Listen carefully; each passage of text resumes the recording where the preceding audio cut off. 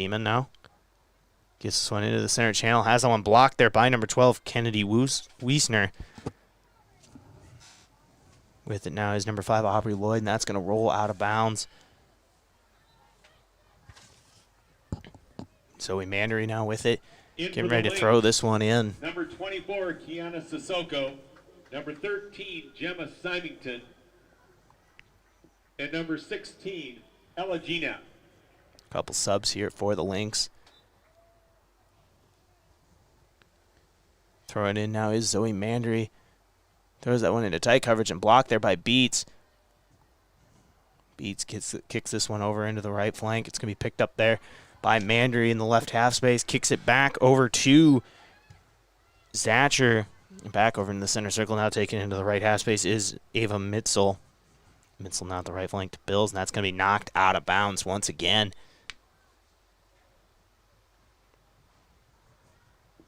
Returning to the Gazelle lineup, number 7, Abby Schmidt.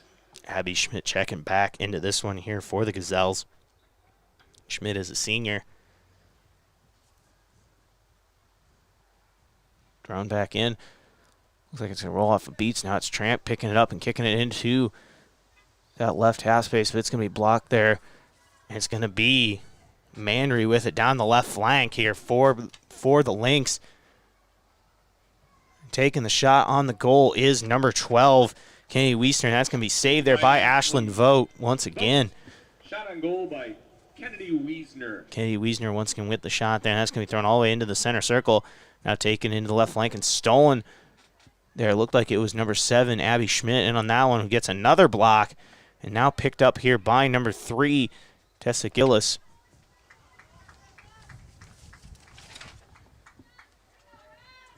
Free kick for the Gazelles. Free kick here for the Gazelles. Looks like it's going to be Kate Beeman. And this one on the free kick in that right half space there. Boots this one all the way down. That's going to be blocked there by number 21, Tyrese Zatcher. Mandery now within the left half space. Boots it up. Blocked there by Schmidt. G-Nap with it here for the Lynx. And this one's going to be booted all the way down there in that left half space and rolls out of bounds off the foot of Kate Beeman on the left flank. And it's going to be the Lynx throwing it back in here. Throwing it in is number 12, Katie Wiesner.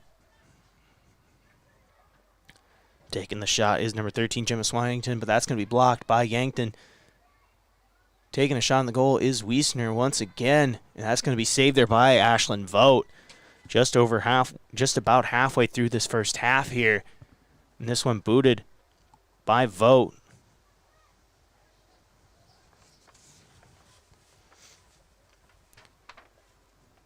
Mandery now gets it over. That's going to be kicked by Madison Beats all the way down that left half space there and rolling into the left flank into the attacking box and out of bounds. So either way, Yankton able to flip the field. Thrown in here by the Gazelles. Looks like it's just going to miss Kiana Sissoko in on that one.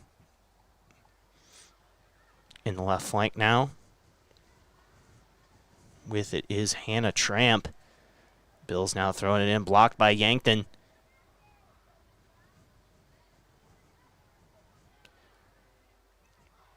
Dahlia Olsen now within the left half space. Has the one blocked there by G-Nap. And this one rolling all the way down once again into that attacking box, and Vogt picks it up here. The Lynx able to flip the field. They do have a 1-0 lead after a goal from Mara Nelson just 5 minutes into this one. Header there from Bills. This one in the right half space, blocked there by Hannah Tramp. Taken into the left flank now is the Gazelles. Now it looks like it's Eden Wolfgram in on that one, but that's going to be blocked there by number 21, Tyrese Satcher. Center circle with it now is Beats. Beats has that one blocked there by Gulseth. And picking it up is number 16, Ella G-Nap. Gulseth now taking it down the left half space. Kicking it deep all the way down to that attacking box. And with a good look is number 13, Gemma Swimington. Kick there, no good. Saved by Vogt. Ashlyn Vogt with a diving save on that one. Vogt seeing a lot of action early on in this one. Having to make another save there.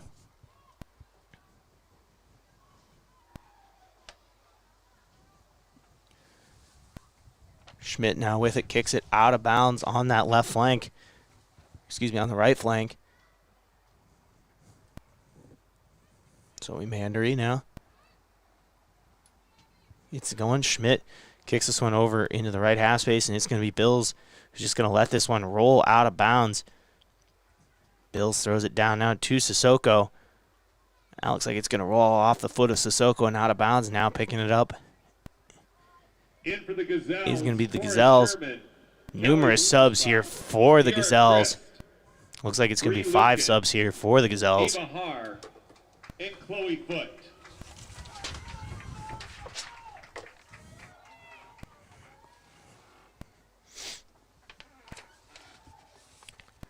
Schmidt now with it. Gets it over in the right half space. Looks like it's going to be Beeman.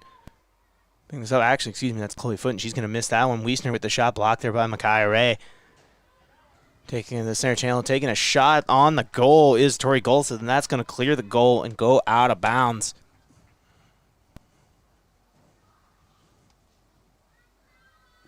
In for the Lynx, Mara Nelson and Allison Ebbing. Ashlyn Vogt now. Kicks this one over to Beeman. Beeman over to the left flank, looking there. Before it looked like it was Brooke Eustace, and that's going to go out of bounds. Bill's getting ready to throw this one in, and does, into the right side of that attacking box there. Beeman's going to be the one kicking it. Just trying to get out of that attacking box, and she's going to find number 13, Bree Lucan. Who's going to boot that up the center channel and over into the left flank, and that's going to be picked up there by Hannah Tramp, it looks like, and that's going to boot down all the way over into near the center circle. Zatcher now over to Mandery. Mandery picked up by Beeman. Beeman boots this one high in the sky over into right half space. Header there from Schmidt over into the center circle now. Sherman fighting for it here. That's going to be picked up by Zatcher. It looks like there is a whistle. Free kick here for the Gazelles. It's going to be Kate Beeman right in that center circle there. Can have a nice look here and a chance to flip the field, obviously. Just over 15 minutes left to play here in the first half. Brandon Valley leads 1-0 here, trying to improve to 5-1 on the season. Meanwhile, the Gazelles trying to be at 500 here, trying to get to 3-3, trying to win 3 straight. So that one goes out of bounds here. On the right flank, throwing it in is Ava Har for the Gazelles. Boots this one over to Beeman. Beeman now in the left half space. Boots this one up, and that's going to roll down that left side and out of bounds. Returning for the Lynx, number 5, Hadley Meyer. Hadley Meyer checking into this one now. Caitlin Bills getting ready to throw it in here. And does. It's going to go off the head there of Hannah Tramp.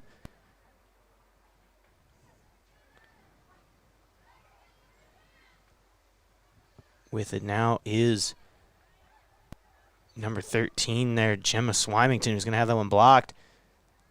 Looks like it was Kate Beeman in on that one. Mandery now kicking this one down the left half space, and it's going to roll in the attacking box and kicked out of bounds there by number 13, Gemma Swymington once again.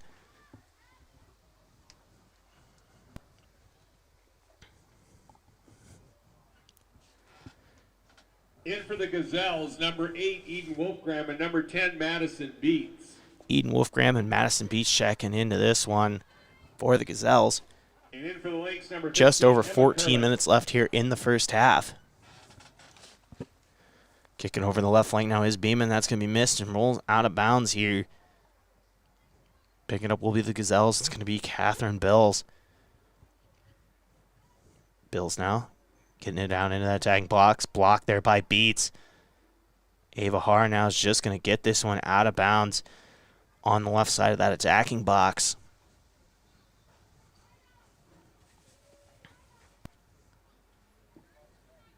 In for the Gazelles, Aubrey Lord and Talia Olson. Aubrey Lloyd and Talia Olson checking into this one here for the Gazelles.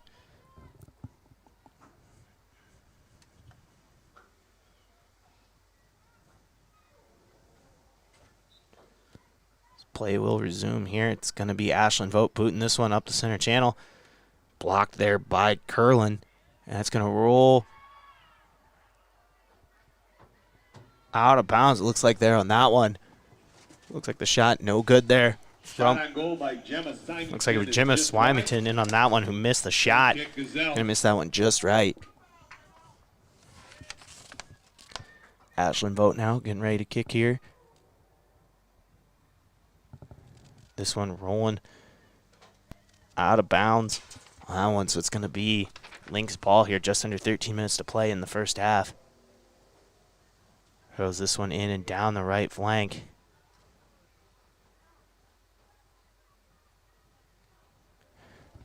Taking the shot once again, though, and picked up by Vogt. Save once again by Ashlyn Vogt. Vogt boots this one down the right half space there. Blocked by Mandery. And making the charge are the Gazelles. It's going to be Beeman and Lloyd in on, or Lucan in on this one. Takes a shot and just misses, and that's going to roll out of bounds. Either way, though, heck of a push there. Looks like it was Cora Sherman and Bree Lucan in on that one.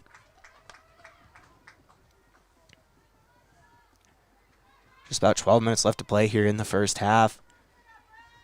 It's going to be Tyrese Zatcher ready to kick this one here for the Lynx. As Tori Golseth checks into this one for the Lynx. Boots this one down the left flank and rolls out of bounds once again. Catherine Bill's getting ready to throw this one in. Bills now throws it in, and that's going to go out of bounds.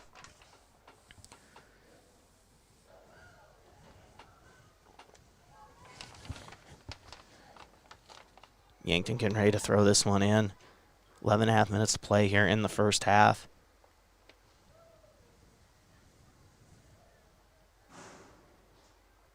This one now on the left flank. Yankton get in the attacking box. They're blocked by the Lynx. And it's going to be number 15, Emma Curlin, making the charge down the center circle. Into the center channel now with it is number 5 there, Hadley Meyer. And that's going to be saved by the Gazelles and booted all the way back down that left half space towards the center circle. Blocked there by the Lynx and booted way down deep there by number 10, Madison Beats. Tyrese Zatcher now gets it over in the right half space. That's going to be a header there from Beats once again, making the nice defensive play. Kira Chris now gets it back over to Beats. Looks like there's going to be a whistle. Looks like we're going to free kick here from Tyrese Zatcher. Just over 10 to play here in the first half.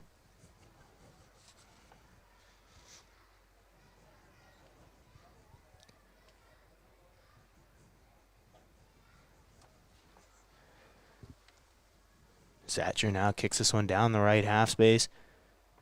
Into the center channel now. Picked up there by number 4, Tori Golseth. Golseth now kicks it over in the right flank to Bills. Bills kicks this one down into the right half space. Over to Zatcher. My apologies, that's actually number 19, Allison Ebbing. In on that one. That's going to roll out of bounds. Under 10 to play now here in the first half. Ashlyn Vogt now. Boots this one over into the right half space. Foot with it, kicking it over to number 5, Aubrey Lloyd. Lloyd now getting in a bit of a scuffle there with the ball. That's going to roll out of bounds. Boomsma has that one stolen there by Nelson. Nelson with the only goal in this one. It is 1-0 with just under 9:30 to play here in the first half. Zoe Mandery now. With it, has that one booted there by number 13, Bree Lucan. In the center circle with it is number 18, Ava Mitzel. This one booted deep. It's going to be Cora Sherman getting ready here in the left half space, trying to make a push. Blocked there, but picked up by the Gazelles. Looks like it's number 4, Kira Chris. Sherman now within the center channel. That one going to be booted by the Lynx down over into the right flank of the Gazelles. Boomsma now within the right half space. Gets it over to Wolfgram in the right flank. Wolfgram now trying to make something happen here in that right flank. Has it stolen by Zoe Mandery. Mandery Kicks it over to Zatcher. Zatcher now gets that over into the Lynx half link there. And booted down by Hadley Meyer all the way down in that right half space. And that's going to roll into the attacking box and picked up by Ashlyn Vogt once again.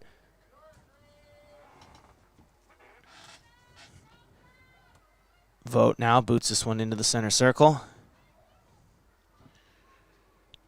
Allison Ebbing now in the right half space.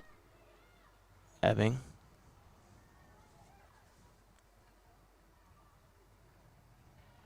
Ebbing now boots this one down to the right flank. Into the attacking box there, and that's going to roll out of bounds just off the right side of the goal. Ashlyn Vogt now getting ready to kick this one. 7:40 left to play here in the first half.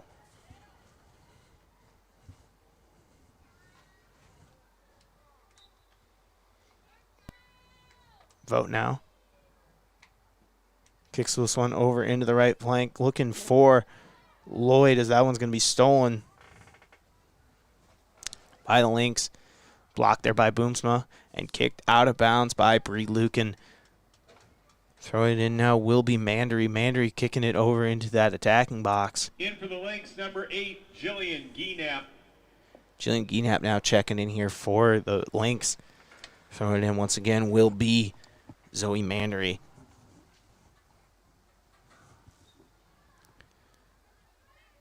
Mandery now throws this one in off the head there of Callie Boomsma. Schmidt now into the center channel, kicking it all the way down into that left flank at about midline there, at that halfway line there. In for the Lynx, number 12, Kennedy Wiesner.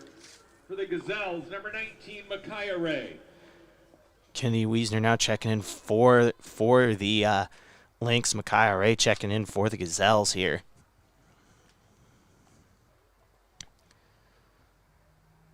Golseth now boots this one down into the attacking box, and that's going to be picked up by Vogt once again and rolls it out over to Foot. Foot now kicking into the right flank.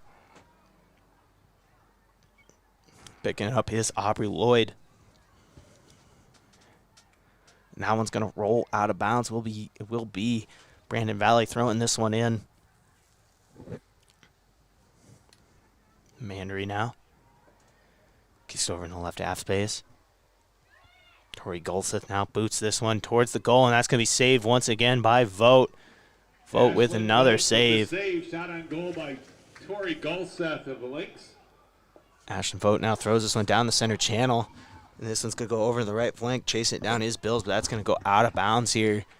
Just over 5:30 to play here in the first half.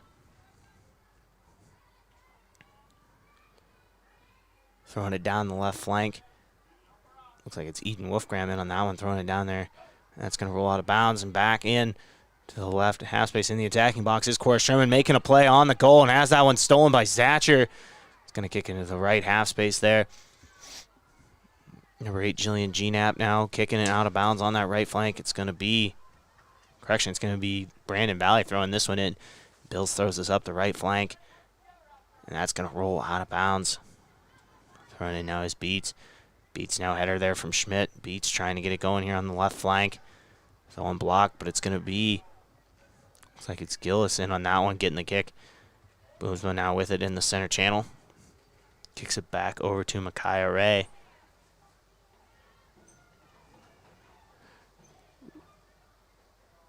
Lloyd now with it, or excuse me, that's Lucan with it in the center channel. Stolen there by number 5, Hadley Meyer. Meyer now in the right flank, making a push down towards the attacking box. Blocked there by Wolfgram, but blocked again there by Brandon Valley. It's going to be Kate Beeman picking it up all the way into that left side of the attacking box. Looking, we can get this one going on the left flank. Just missed there by Yankton. 4 minutes left to play here in the first half. Bills throwing it in there to number 4, Tori Golseth. Golseth now in the right flank. Deep kick there from Bills, and that's going to go out of bounds.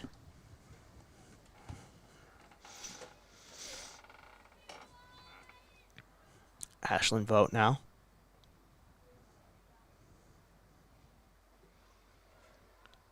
Vogt kicking this one up the right half space. Going to be blocked there by Mandery, and that's going to roll all the way down the right flank there and blocked by Lucan. Golseth now. Kicks it over in the left half space. Picking up his Golseth. Golseth now charging down the right flank. Back over to Bills. Bills taking a deep shot into the attacking box. That's going to roll out of bounds in the back of the attacking box there. 3 minutes left to play here in the first half.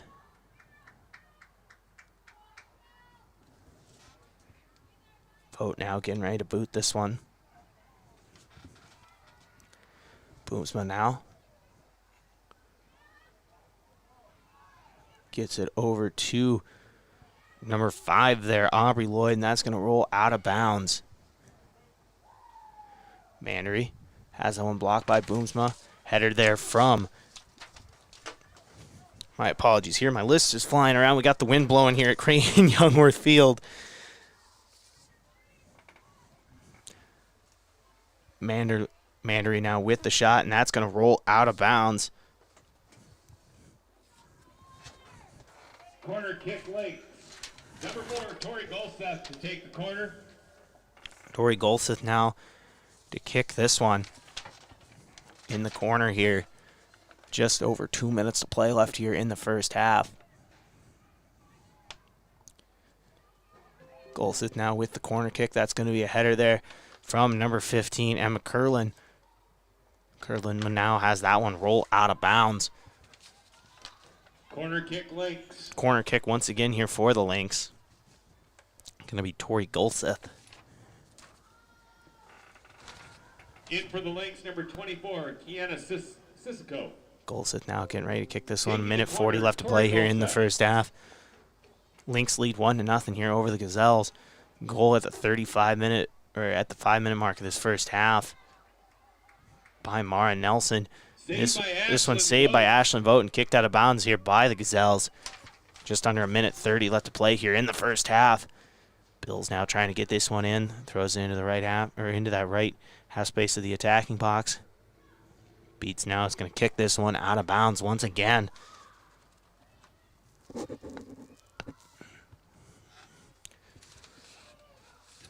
Now with it in the left half space. Looks like it's Callie Boomsma in on that one. My apologies, Bree Lucan. She's going to kick that one out of bounds. Bills now. Gets one over. Schmidt trying to get in on that one. Beeman going to boot this one in the air down the center channel. Schmidt now kicking it over in the right half space. Golseth has that one stolen there by Boomsma and kicks that one down the left flank, and that's going to roll for a bit there before going out of bounds once again.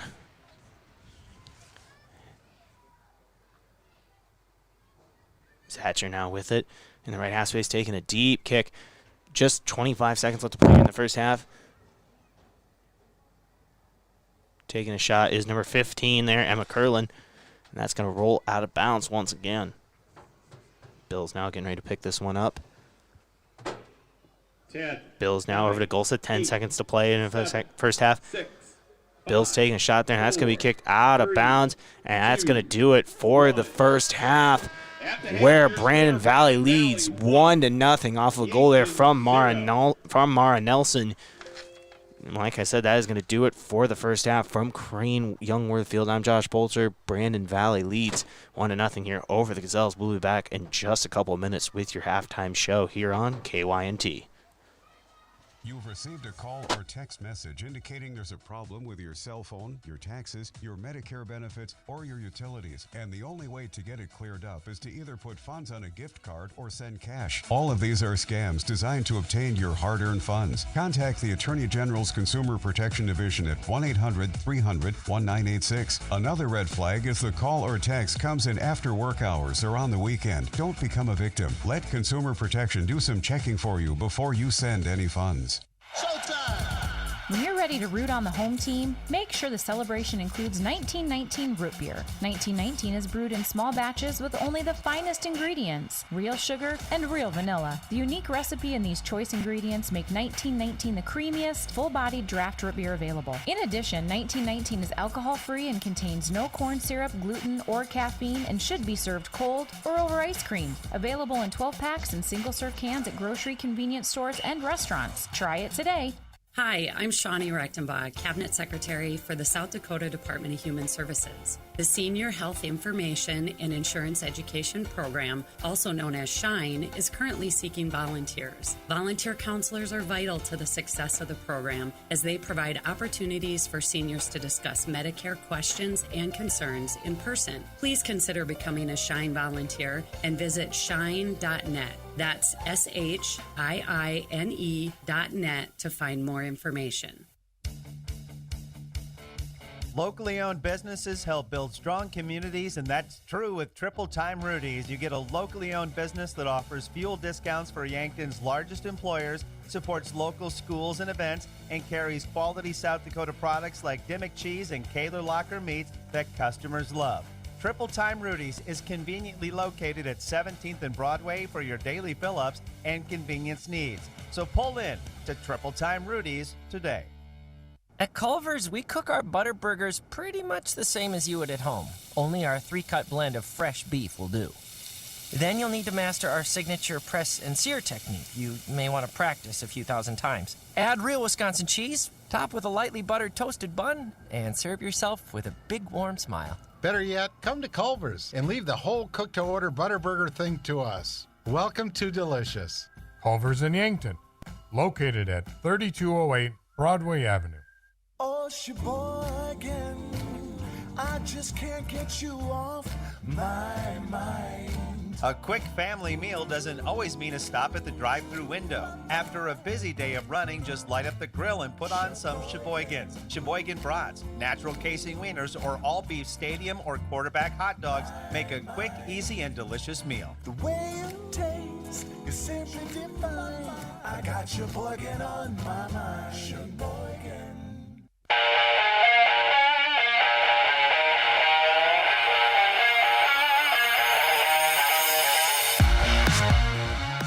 All right, Josh, you miss me? A little bit, yeah. Flying solo here. It's been fun, though.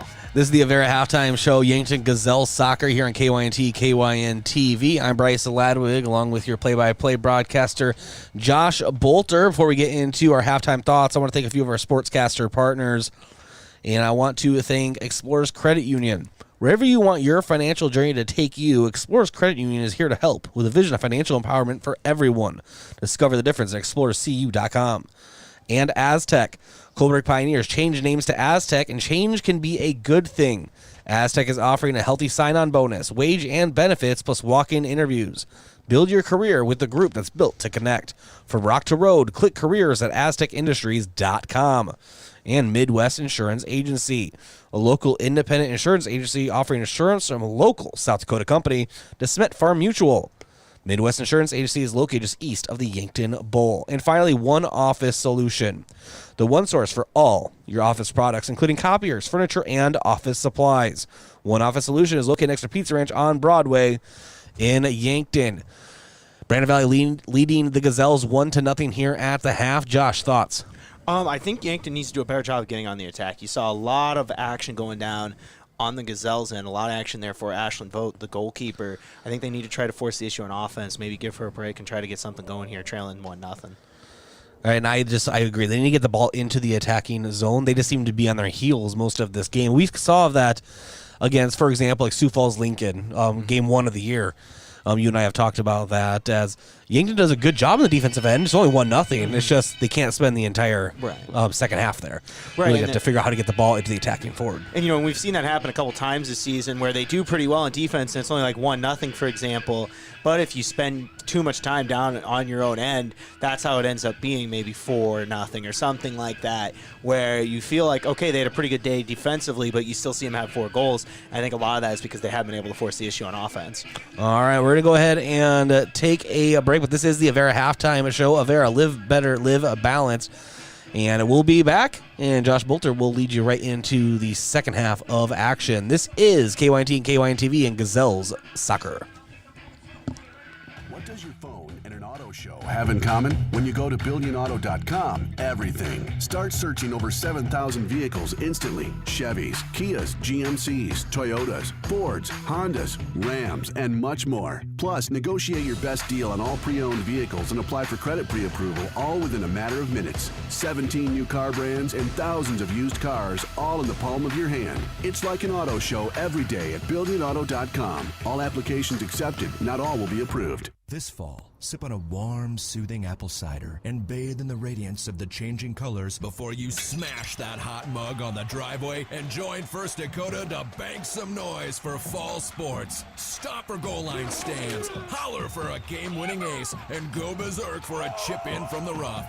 Let's give the home team all we've got. Bank some noise with us at First Dakota National Bank. Open a new account online today at firstdakota.com, member FDIC. Checkers Sports Bar and Grill is everyone's favorite place to eat and catch the game. Whether it's dine in or carry out, Checkers menu has mouth-watering burgers, satisfying sandwiches and wraps, and of course, wings. With 17 specialty wing flavors, there's a sauce for everyone, like buffalo, spicy garlic, and honey chipotle. And don't forget to try their sauce of the month. You can get all these hot and ready to eat daily from 11 to 11. Checkers Sports Bar and Grill, 689-2244. Looking for a new look for your business? JJ Benji's is a great source for new company clothing for you and your employees. Now, if you don't know what to get or what's new, JJ Benji's can help. JJ Benji's has lots of ideas on what the hottest apparel items are, the most popular styles or material. There's always something new to get, and JJ Benji's is on top of it. For screen printing, embroidery, and promotional products for your business, JJ Benji's, 201 Pine Street, downtown Yankton. Look up. See that steeple on the hill? That's Mount Marty University, the region's premier Catholic university focused on academic excellence and student success. While you're exploring Yankton, stop by our campus, take a tour, meet our faculty, experience all of our changes and growth, and start imagining yourself as a Lancer. Now is the time to begin exploring your next big move. Visit mountmarty.edu and see yourself here. Mount Marty Lancer fall sports have returned. Unfortunately, with them may come injury. The Yankton Medical Clinic provides patients with the latest technologies and procedures in orthopedic care. Orthopedic surgeons Dr. Brent Adams and Dr. Jeremy Kudera specialize in athletic injuries, including fractures and sprains, shoulder, ankle, and knee injuries, and more. They'll have your favorite athlete back in the game in no time, offering the highest level of care right here at home. Call the Yankton Medical Clinic today. So much care, so close to home. Olson Pest Technicians is a family-owned business since 1966. And with over 50 years of pest management, they understand your issues, and their well-trained team will help you solve your pest problems. Issues with cockroaches, ants, bedbugs, bats, termites, spiders, rats, mice, or other creepy crawling pests? Give your home a fresh start and use the proven method of fumigation to take care of your pest problem. Olson's Pest Technicians will thoroughly get rid of pests so you can rest easy again. Call Olson Pest today, 800-KILL-BUG. That's 1-800-KILBUGS. A physical therapy plan of care is completely individualized to you, the patient. I'm Dave Holland, physical therapist at Overland Rehab. If you have had a shoulder injury or surgery and have been prescribed physical therapy, we'll address your unique goals and recovery with a plan designed just for you. Contact Overland Rehab for convenient appointments in 8 locations in Northeast Nebraska and right here in Yankton, located on West 8th Street, otherwise known as the Lake Road. When it's time for school, it's time to stop at Cenex. You can fill up your car with high-quality gas and fill up your stomach with a quick breakfast. Maybe most important of all, you can fill up your mug with hot coffee. So all you students and teachers, skip the snooze button and head into Cenex on your way to school. Shop Easy, owned and operated by the Santee Sioux Nation, is open 24 hours for your convenience and wishes all area students and faculty a thriving, successful school year. It's no surprise that Sherco offers high-quality tarp systems. We have a large dealer network in various service locations across the United States to support our products and customers. We've recently opened a new service center in Vermillion, South Dakota. Stop by to check out their showroom to see some of our new products or to get replacement parts and tarps. Sherco Vermillion is located at 1212 Norbeck Street along Highway 50 in Vermillion, South Dakota. Remember, when you need to be sure, make it Sherco.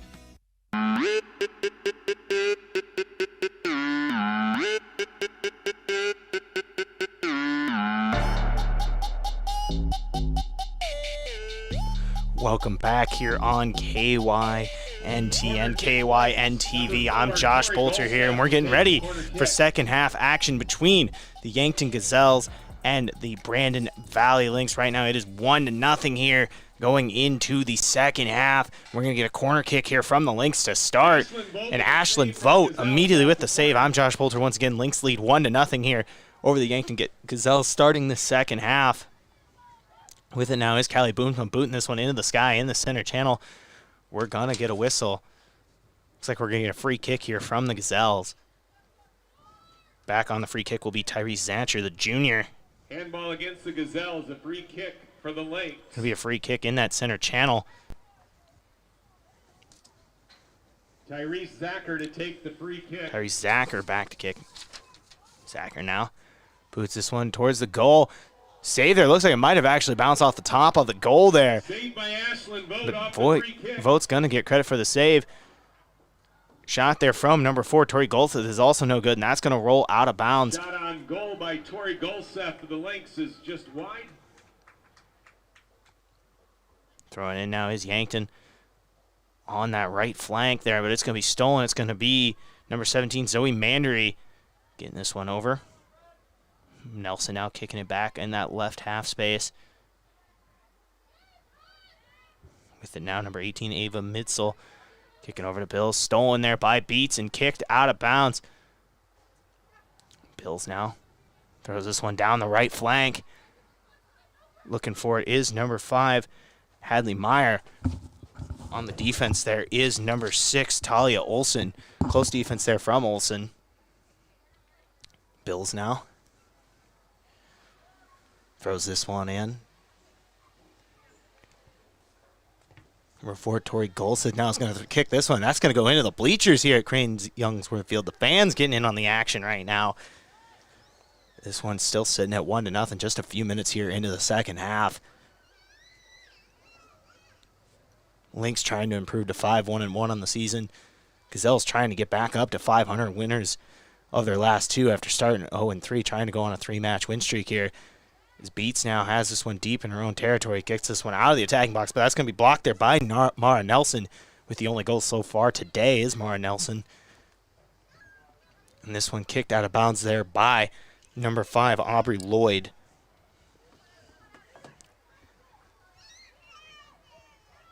With it now is number 6, Talia Olson. That's going to go out of bounds. Bills now throws this one over to the right flank. Blocked there by Foot in the attacking box, and that's going to go back out into the right half space. Bills now trying to get something going here. Gets over to Golseth. Golseth taking another shot there. Save. Looked like it was Vogt in on that one. Vogt picks it up. Saved by Ashlyn Vogt. Vogt now boats this one down shot on goal towards the edge of the center circle there, and that's going to roll all the way down the center line. And it's rolling deep into Lynx territory. It's going to be picked up there and kicked out by Thatcher.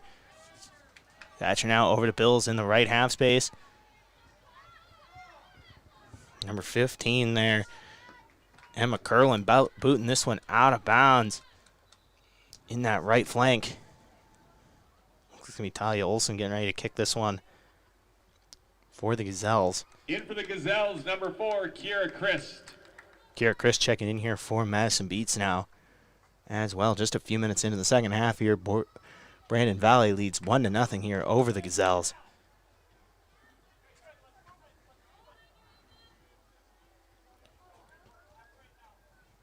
Chris now, this one over in the right half space, stolen there, and kicking down into the attacking box is Meyer. Meyer takes a shot, blocked there by Beeman, and kicked out of bounds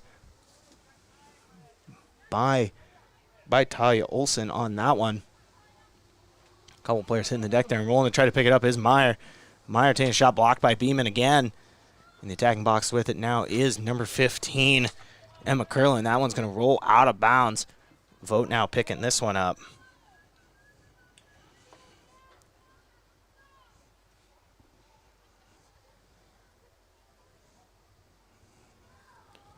Vogt now getting ready to kick this one. Kicks it into the right half space.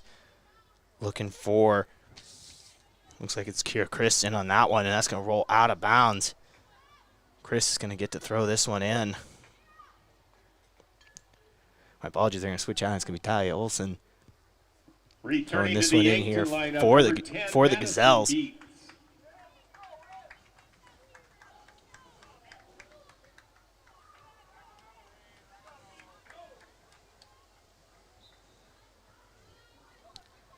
Olson now throws this one in.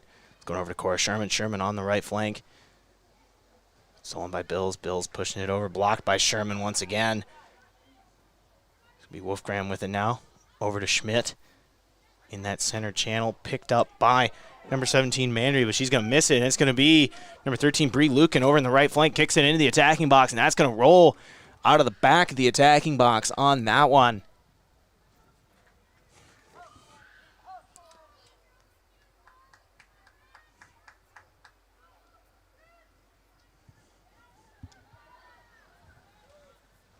Rolling deep now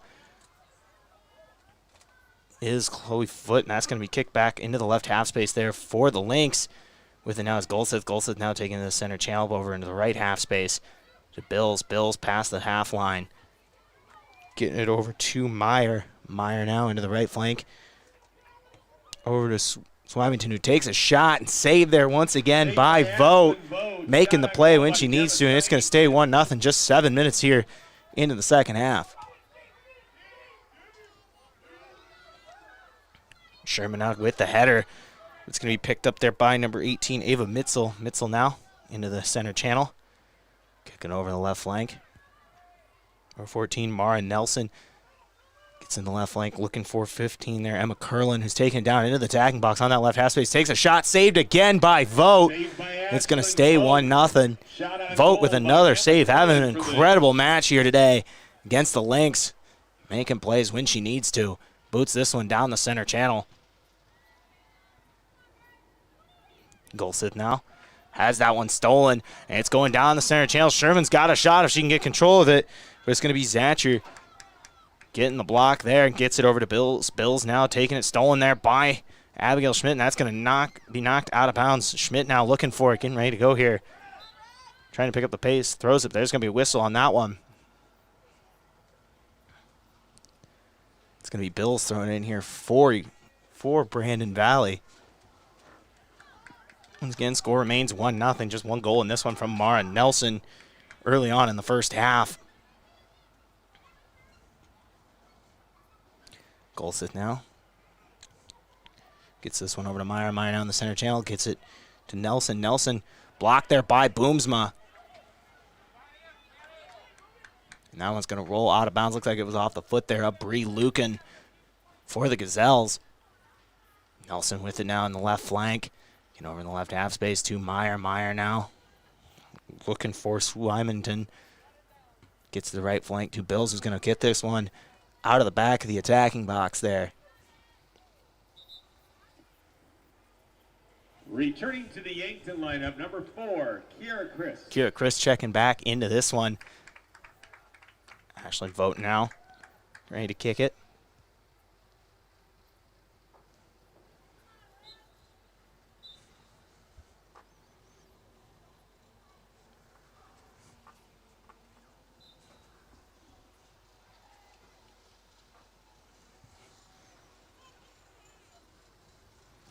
Vogt now boots this one down the left half space.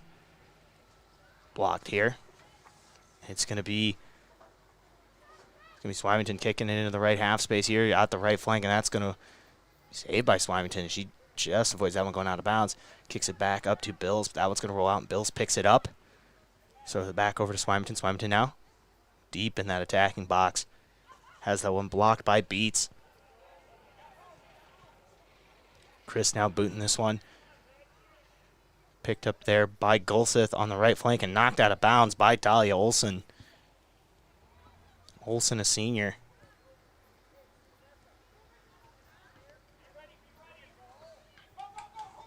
Wolfgram now with it. Boots this one down the center channel.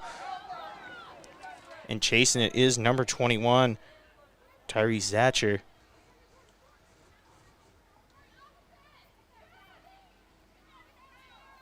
Bozeman now. Gets this one Over to Beats, stolen there by Nelson. With the left flank now is Mandry. Mandry now, once again, trying to make something happen. Gets it back over into that left half space. Thatcher now boots it deep in the center channel. Blocked there by Beeman. Beeman now getting a push on and save there by Vogt. No, she loses control of it, but she's able to regain it and make the save just under 10 minutes here into the first half. Or into the second half, excuse me. Vogt now. Bill's getting this one in the center channel. Boomsma within the center channel. Over to Emma Curlin. Curlin.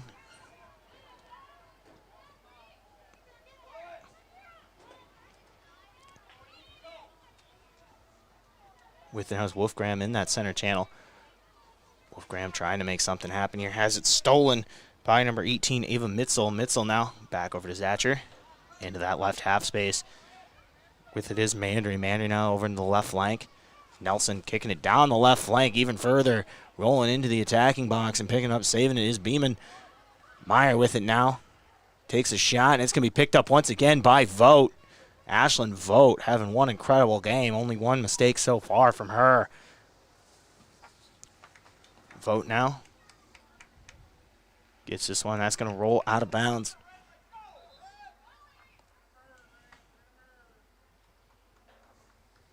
In for the Lynx, number 12, Kennedy Wiesner. For the Gazelles, number 3, Tessa Gillis. And number 19, Micaiah Ray. Micaiah Ray checking in here, as well as Tessa Gillis. For the Gazelles, this one thrown back in. Header there from Maya Nelson. Boomsma now. Boomsma trying to find Gillis there. She's going to gain control of it, blocked again, once again by Mara Nelson. And this one's going to roll down the left flank here for the Lynx. Getting it back over into the attacking box to number 12, Katie Wiesner. Wiesner now has that one stolen and kicked out by Dahlia Olson. Bills now back over to Golseth. Golseth has that one stolen by Wolfgram. Wolfgram now.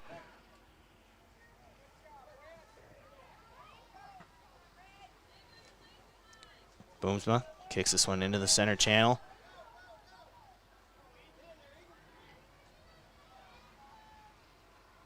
Wolfgram now over to Beats. Beats boots this one into the left half space. Header from Golseth. Mandry now taking a charge down the left flank, and that's going to be booted out of bounds there. Looks like it was number 19, Micaiah Ray, getting that one out of bounds. Lynx, number 16, Ella Gnap. For the Gazelles, number 1, Hannah Tramp. Hannah Tramp checking in here. And number 16, Chloe Foote. Chloe Foote checking in as well for the Gazelles. Micaiah Ray getting the block on the inbounds pass. It's going to be Nelson taking it on the left flank now. Nelson gets it back to Mandry. Mandry now over to Golseth in the center channel. Takes a shot at the goal. Deep shot there and saved once again by Ashlyn Vogt. By Tori Golseth.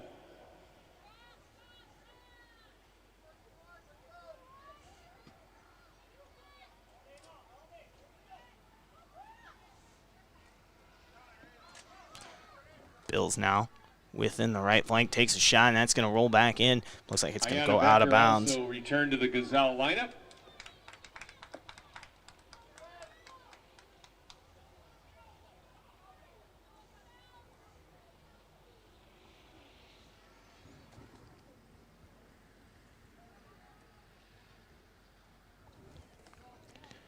Nelson now with it.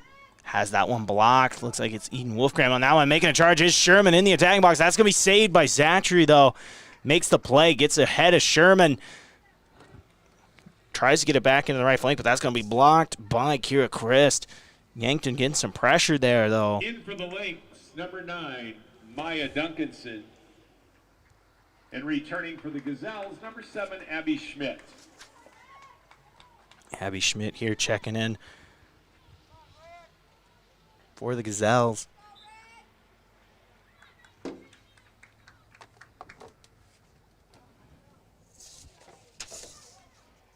Duncanson now gets this one into the center channel. Nelson looking for it. It's going to be saved there by Schmidt. Schmidt trying to get something going here in that center circle. Handball Lynx, a direct kick for the Gazelles. Looks like we're going to get a direct kick here for Kate Beeman. Kate Beeman to take the direct kick. Beeman lining up in that left half space, getting ready to go here. 24 minutes remaining in this one. Yankton trails 1-0. Takes the shot into the attacking box there. Rolls out, looks like it's going to be kicked back out there. And picking it up is Beeman, who boots it back again into the attacking box. Looks like that one's going to be saved. And thrown back in there by the goalkeeper, Paige Hoke. In on that one. Nelson now in the half space, kicks it. And that's going to be stolen by Hannah Tramp, who boots that one out of bounds on the right flank.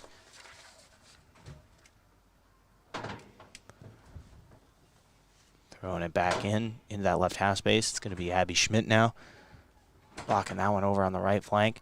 Knocked out of bounds, and picking it up is number 17, Zoe Mandery. And on this one, 23 minutes remaining here in the second half. Gemma Swymanton now over in the right half space. Booting that one is Duncanson. Blocked there by Beeman, who's going to roll and kick that one out of bounds. Duncanson now is going to throw this one in here for the Lynx. They lead 1-0 here. Number 10, Madison Beats. For the Lynx, Hadley Meyer and Kiana Sissoko. Kiana Sissoko and Hadley Meyer checking in here for the Lynx. Maya Duncanson getting ready to throw this one in. 22-30 remaining in this one. Duncanson boots this one high in the sky into the attacking box. Header attempt there from Meyer. No good. Rolls out of bounds. Gazelles having a great game on defense. Just not really able to get anything going on offense so far. Vote now. Kicks this one over to Kate Beeman. Beeman now over into the left flank to Olsen. Olsen now looking in the left half space for Beats. Has that one blocked by Gulseth. Gulseth now on the right flank. Looking for G-Nap. G-Nap now back over to Gulseth. Gulseth has that one stolen there by Chris. Chris making a push and boots this one down the left half space. Only Gazelle close to it is Ava Haar. Blocked there by Schmidt. Recovering is number 21, Zachary. Zachary down the left half space. Getting a push now, taking the attacking box is Meyer. Saved there by Vogt. Saved by Ashlyn Vogt. And taking a shot is Nelson. And that one's going to roll. Looks like that one was into the goal. And good there for Mara Nelson. Her second goal of the afternoon. Mara Nelson on the play. Took a deep shot there. Just out of the reach for Ashlyn Vogt. And it looks like it's going to be 2-0. Brandon Valley off of 2 goals from the leg of Mara Nelson. Having an incredible afternoon. 25 remaining in the match. Brandon Valley 2, Yankton 0. That was one of those. Kicked it from about the 30 at the center. Down that center channel. Just out of the reach of Ashlyn Vogt. We're now at 2-0 here. Brandon Valley leading over the Yankton Gazelles. Ava Haar now. Boots this one. Gulseth now. Gets over to Nelson in the left half space. 2 goals today for Nelson. Gets this one over in the left flank.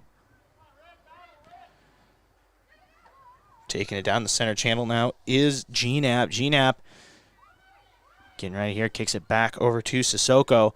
Sissoko now on the right flank looking for Wiesner. Wiesner now in the attacking box making a push. Takes a shot. No good. And rolls out of bounds.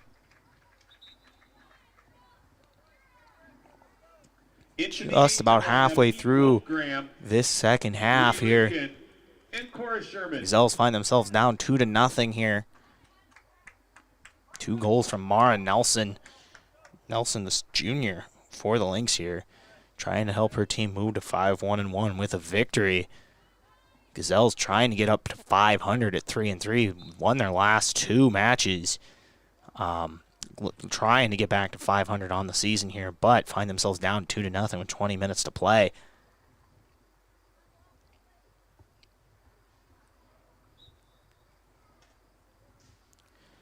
Vogt now getting ready to kick this one back in. 20 minutes remaining in this one. Kyrie now kicks on the right flank and losing it there. Looks like it was Eden Wolfgram. Lynx take over. Into the Yankton lineup, Chloe Foote. Chloe For the Foote now Lynx, checking in for Kate Allison Beeman. Ebbing and Jillian Gnap. Allison Ebbing and Jillian Gnap checking in for the Lynx as well. Throwing in here over to Mara Nelson in the left half space. Nelson been dangerous today. 2 goals. Takes another shot. No good that time. Saved by Ashlyn Vogt. Vogt now kicks this one into the center circle. Schmidt now boots this one back over into the left half space there for the Lynx, and that's going to be blocked. Looks like it's Bree Lucan in that one, but Zachary able to recover and take it down the left flank, looking for Sissoko in the left half space. Stolen by Schmidt. Schmidt now over to Foote. Foote up the center channel. Looking for Wolfgram. Wolfgram now over to Beats. Boots this one back into the center channel, looking for Sherman. Zachary with the block, but Sherman's able to recover and take it down the right flank. She's got to look here. Takes a shot, and that's going to be a save there by Paige Hoke. Once again, not seeing a lot of action today as the goalkeeper here for the Lynx. But either way, another save for her. 17, Zoe Mandry now taking this one up the left half space. Over to Meyer. Meyer stolen there. Looks like it's number 1, Hannah Tramp. Tramp now over in the left half space. This one's going to roll out of bounds. Throwing in now Micaiah Ray. Ray boots this one down the right half space.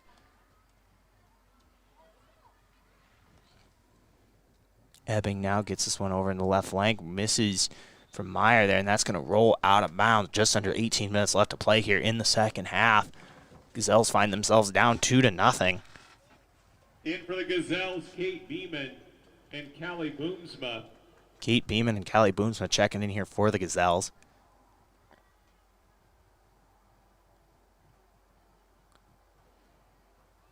This one's going to roll out of bounds off the foot there. Looks like it was returning for the Lynx, Tori Gulseth.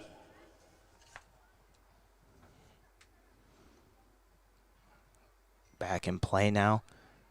Over in the left half space. Stolen there by Wolfgram. Wolfgram now getting it to Beats. Stolen by number 17, Zoe Mandry. Mandry now over into the center channel.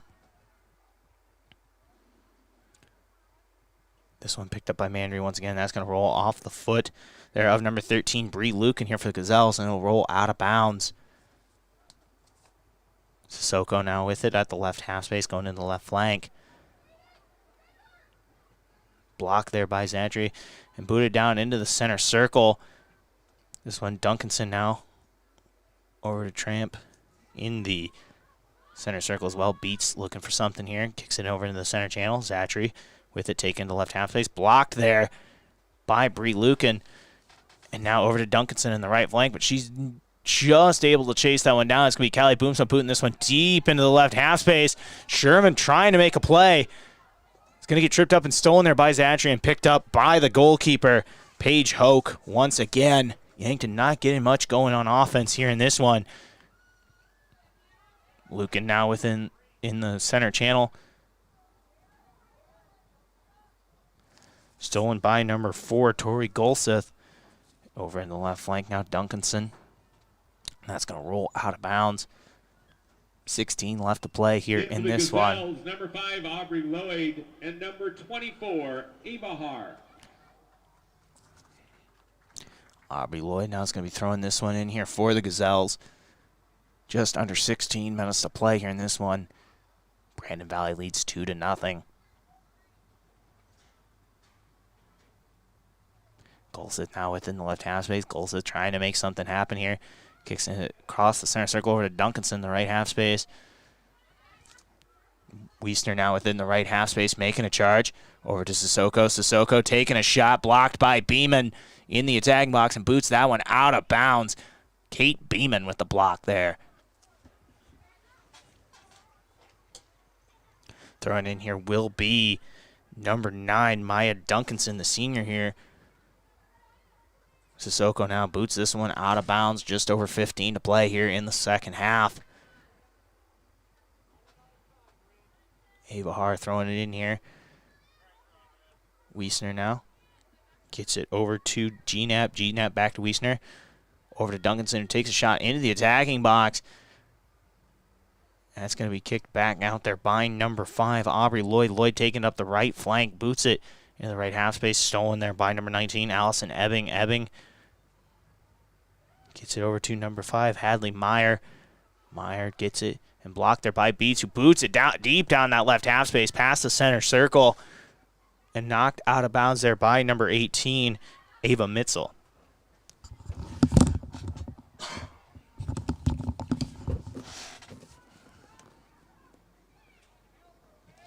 Taking the shot is Beats, and that's going to roll down that half space there on the left side. Zachary now in her own attacking box, trying to get this one out of there. Makes a little run. It's kicking it up the left half space. Zachary now over to Ebbing. Ebbing at the center line. Boots this one deep down the left flank. Chasing after it is number 5, Hadley Meyer, but that's going to roll out of bounds. Once again, just under 14 minutes to play. Yankton needing a couple goals here to try to force a tie. 3 obviously to win, but either way, they're header on the throw-in by number 17, Zoe Mandery. This one going towards the Yankton attacking box, and it's going to be Sissoko booting it into the attacking box. Beeman kicks this one back out. Number 5, Aubrey Lloyd, kicking this one up the right flank and out of bounds. In for the Lynx, number 10, Mary Mellon. Number 15, Emma Curlin. And number 13, Gemma Symington. For the Gazelles, number 4, Kiera Christ.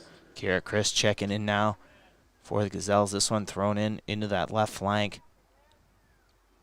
This one blocked by number 4, Kiera Christ. Now over in the left half space is Golseth, who's going to take a shot. Saved there by Vogt. Loses her footing. And picking it back up is number 10, Mary Melline. Saved by Ashlyn who's going to take the shot there and saved once again by Ashlyn Vogt. Corey Golseth of the Lynx.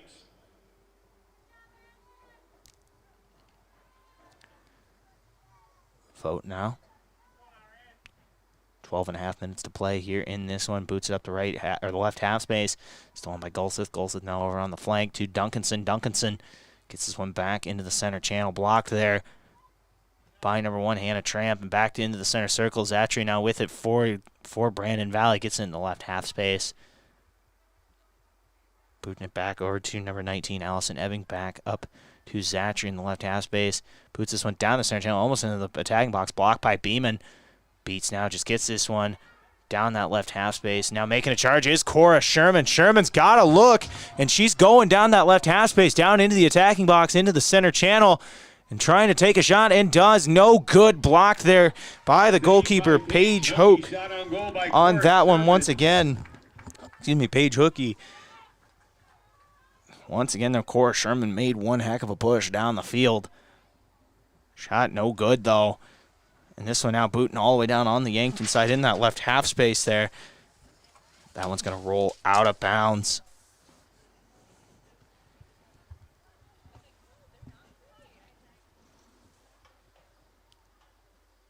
Brandon Valley now throwing this one in the left half space. Looks like it's number 8, Jillian Gnap with the header on that one. That's going to roll out of bounds. Looks like it was off the foot there of number 13, Gemma Swymington.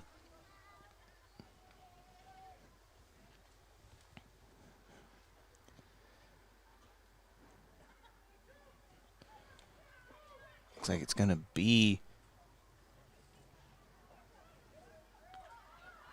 number 21 there. Free kick Lynx. Tyree Zacher actually in on a Zacher on this one with the free kick. This shot up. No good. Bounces off the hand of Vogt. Saved by Ashlyn Vogt. Vogt in on the save. Corner kick Lynx. It's be another corner kick here for the Lynx. Abby Schmidt checking in for Yankton, as well as Mar Nelson. Checking in Nelson with 2 goals here today. Only 2 goals of this match as Brandon Valley leads 2-0 with just over 10 minutes to play here in this one. Goal sit back on the corner kick here. Boots this one. Header from number 15 Emma Curlin, no good, and that's going to roll out of the back of the attacking box. 10 minutes to play now here in this one. Ashlyn Vogt now back to kick.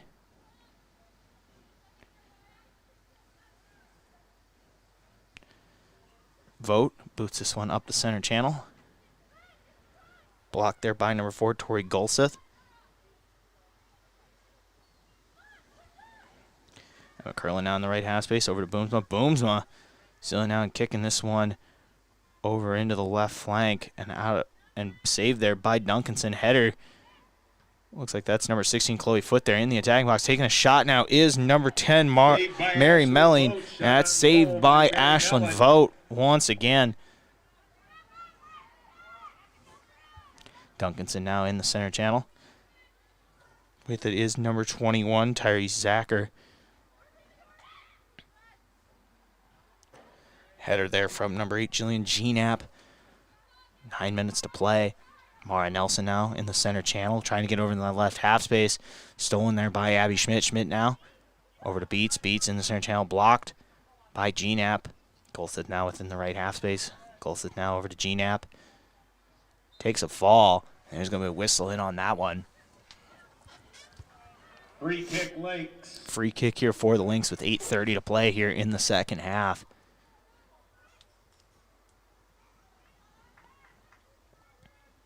Tyrese Zacher to take the free kick. Tyrese Zacher now, free kick here. Takes the shot.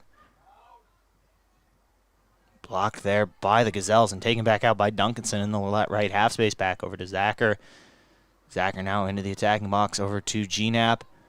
It's going to roll over to number 10, Melling. And now it's going to be knocked out of the attacking box, and it's going to roll over on that right flank for the Lynx. Throwing it in now is Ava Har, finds Beats. Beats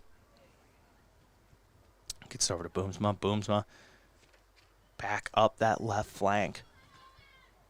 Kicked over to Duncanson. Duncanson now on the right flank, taking a shot towards the attacking box, blocked there by Schmidt.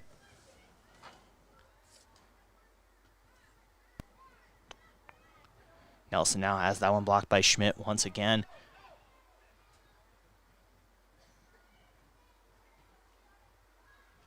Schmidt now has that one blocked by number 5, Aubrey Lloyd. Lloyd now over to Schmidt. Stolen by Duncanson. Duncanson blocked by Beats there. Beats now over to Wolfgram, has that one booted there. Number 10, Madison Beats now in the left half space with this one, kicks into the center channel. Tori Gulseth within the left half space, gets it to Mandry. Mandry now into the left flank. Charging up. Curlin now deep in the left flank, now over into the attacking box. Trying to take a shot here, but blocked by number 16, Chloe Foote. Gnap now within the attacking box, takes a shot, and that's going to miss the goal. Shot no good, just about 6:30 to play left in this one. 2-0 Brandon Valley leads over the Gazelles. Vote now.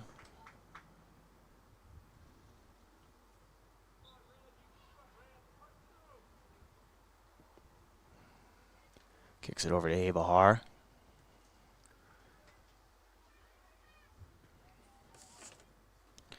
Over to Madison Beats. Beats within the left half space. Golseth now, and that one's going to go out of bounds.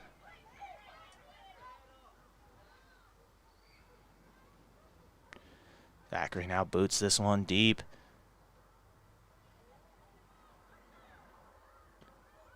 That one's going to go deep or high over the goal post there. Shot there from Zoe Mandry, no good. In for the Gazelles, Tessa Gillis, Talia Olson, and Bree Lucan. For the Lynx, number 19, Allison Ebbing. Ashlyn Vogt now. Back to kick here for the Gazelles. Just over 5 to play. This one now going to the attacking box, blocked by Beeman. Tessa Gillis now with it in the left half space. Gillis has that one blocked there by number 4, Tori Golseth. Boomsma now kicks this one down the left flank, looking for Sherman. Sherman in the left half space gets the kick there. Nelson now kicks this one. Schmidt getting it for Yankton. Kicks it down the right half space. Nelson now within the left half space here for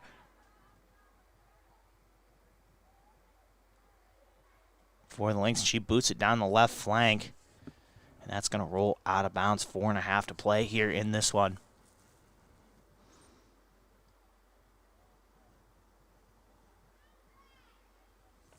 Thrown in here by Aubrey Lloyd, and that's going to go down the right flank. Lynx with the ball now on the left flank. Number 15, Emma Kerlin now booting this one towards the attacking box. Blocked there by Wolfgram.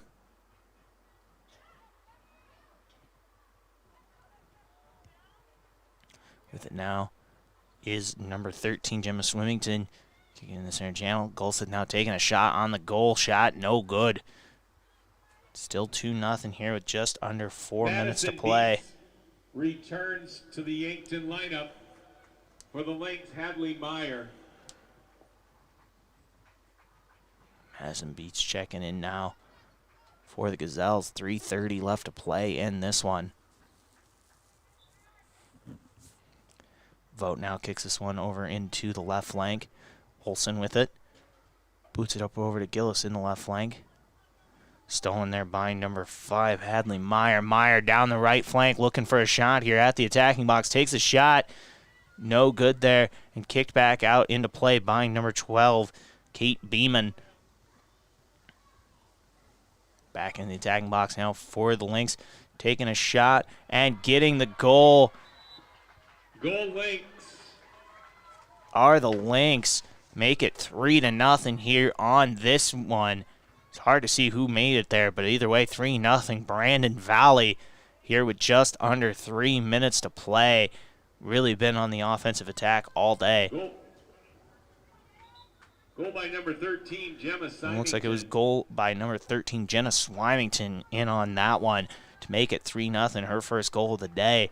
Other two for the Lynx were from Martin Nelson. Either way, now 3-0. Lynx with just under 3 minutes to play here in this one.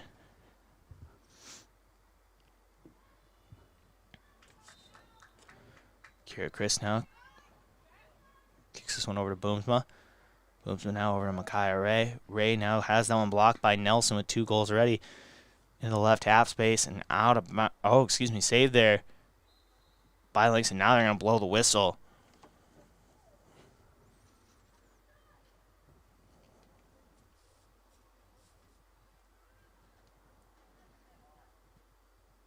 Boomsma now kicking this one up the right half space.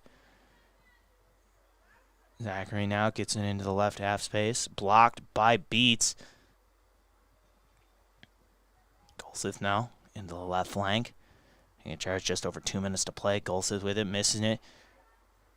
Gillis now has it stolen in the center circle. Wolfgram trying to get something going here. Kicks it in the right flank. Has this one booted deep down the center channel. And blocked by the Lynx. Back up into the left half space there is number 19, Allison Ebbing. Ebbing making a play here. Meyer now taking a shot on the goal. Saved by Vogt. Saved by Ashlyn Vogt. Shot there by number 5, Hadley Meyer. In for the Gazelles, Hannah Tramp. Hannah Tramp now checking in. Hannah Tramp and Ayanna Becker checking into this one with just over a minute and a half to play. Kennedy Wiesner. Yankton looking like they're going to fall to 2-4 on the season. Brandon Valley moving to 5-1-1. They now lead 3-0 here with a minute 25 left to play. Going to be a tough spot here for the Gazelles. Corner kick here from number 12, Kennedy Wiesner. Wiesner now has this one in the attacking box. That's going to be kicked up the right flank there by the Gazelles. Minute 10 to play.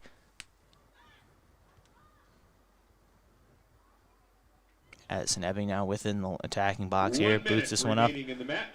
Header there from the Gazelles. Kick back into the attacking box and rolling off the right flank and out of bounds. on that one. Picking up is going to be number 11, Harley Alder, who throws this one back in. Gillis now kicks this one up the left half space. Number 18, Ava Mitzel, kicks this one in the right flank. Mary Malline throwing this one in. Malline there. 30 seconds to play in this one. Throwing it back in is Duncanson. Duncanson now over to G-Nap. G-Nap in the right half space to Ava Mitzel. Mitzel now over to Nelson in the center channel. 19 seconds to play. Thatchery now kicks this one in the left half space, getting going here. 10 seconds. 10, 9, 8. Thatchery now kicking 7, it back over. 6, and this one's going to be booted 5, deep there. 4, and 3, saved by Beats. 2, Shot on the goal 1. once again there. Header from Alder. And that's going to do it as Brandon Valley wins 3-0 over the Yankton Gazelles. Yankton falls to 2-4 on the season. The Lynx moving up to 5-1. That is going to do it for this one. We'll be back here in just a little bit with your post-game show as well as pregame for the Yankton Bucks. After this one, though, Brandon Valley takes it 3-0 over the Yankton Gazelles. I'm Josh Bolter. You're listening to KYNT and watching this on KYN TV. We'll be back in just a couple of minutes. Hi, I'm Shawnee Rechtenbach, Cabinet Secretary for the South Dakota Department of Human Services. The Senior Health Information and Insurance Education Program, also known as SHINE, is currently seeking volunteers. Volunteer counselors are vital to the success of the program as they provide opportunities for seniors to discuss Medicare questions and concerns in person. Please consider becoming a SHINE volunteer and visit shine.net. That's SHIINE.net to find more information. What do you want to do when you retire? Whatever your dreams, you have the power to help make them a reality. Meet with a Thrivent financial professional and explore options that can help you prepare for retirement. Options you may not even be aware of. For more than 100 years, Thrivent Financial has been helping Christians be wise with money. Contact me, Gavin Zimmerman, at 605-260-4964, and I can help you retire with confidence. At Avera, our orthopedic care and services are designed for every body and every age, which means Avera Sacred Heart Hospital in Yankton offers innovative treatment options customized to your bone, muscle, and joint needs. So whether you suffer from aches, breaks, tears, or dislocations, turn to the orthopedic team experienced in treating every body. Learn more by visiting the Avera Sacred Heart page on avera.org.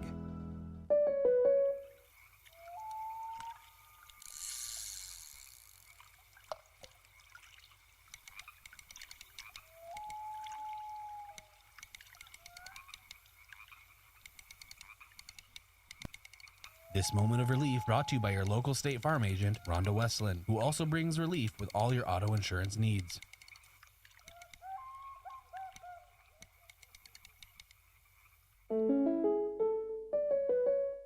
Here's some big news. Wilson Trailer in Yankton has new starting wages. Assemblers start at over $20 per hour and welders start at over $22 per hour. New wages and great benefits. Wilson Trailer in Yankton. For more, go to jobfair.works. 20, breaks it, tackle 15, 10, 5, dives, touchdown, South Dakota! South Dakota Coyote football and volleyball are back, and you are invited to the party. Celebrate the return of Coyote Nation in the newly renovated Dakota Dome and the Sanford Coyote Sports Center by securing single game or season tickets today. Outside attack, Junkie, you'll get the kill! The game day atmosphere has never been more electric. Get tickets to the biggest games, including the home openers and Dakota Days. Visit goyotes.com/tickets for more information. We are South Dakota.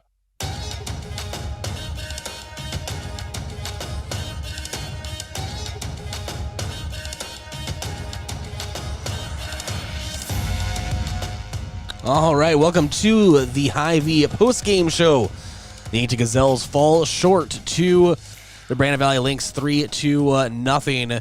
And Josh, we basically talked about it in the halftime show, and it really just still rang true. The ball was mainly on the defensive third of the field for the Gazelles, although they did have a couple of good runs toward the net. Yeah, there were a couple runs led by Cora Sherman there. But other than that, not a lot going on offense for the Gazelles. It was just one of those days where a lot of the pressure was on them on defense, and that's where you kind of saw it kind of fall apart there towards the end of the second half, where you saw a couple goals there for Brandon Valley, and it just shows on the scoreboard. And it's time for our Pest of the Game, brought to you by Olson's Pest Technicians. Call 1-800-KIL-BUGS. Your residential and commercial pest control solution has to go to Ashlyn Vogt. She had some great saves, and as is the case with most games like this, when the ball is heavily in the defensive third for the majority of the game, score could have been a lot worse if it wasn't for some great defensive effort from her. Yeah, Ashlyn Vogt did a really good job today. I mean, once again, I really don't think 3-0 does justice to how well she played, because in reality, the ball was on her end the majority of the day, like you said, and it's just one of those things where she really did the best she could with the situation she was given.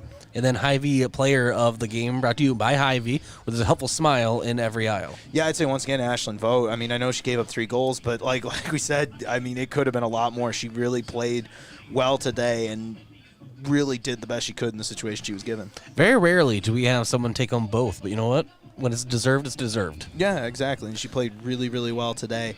Did a lot at the goalkeeper position, just getting done what she could.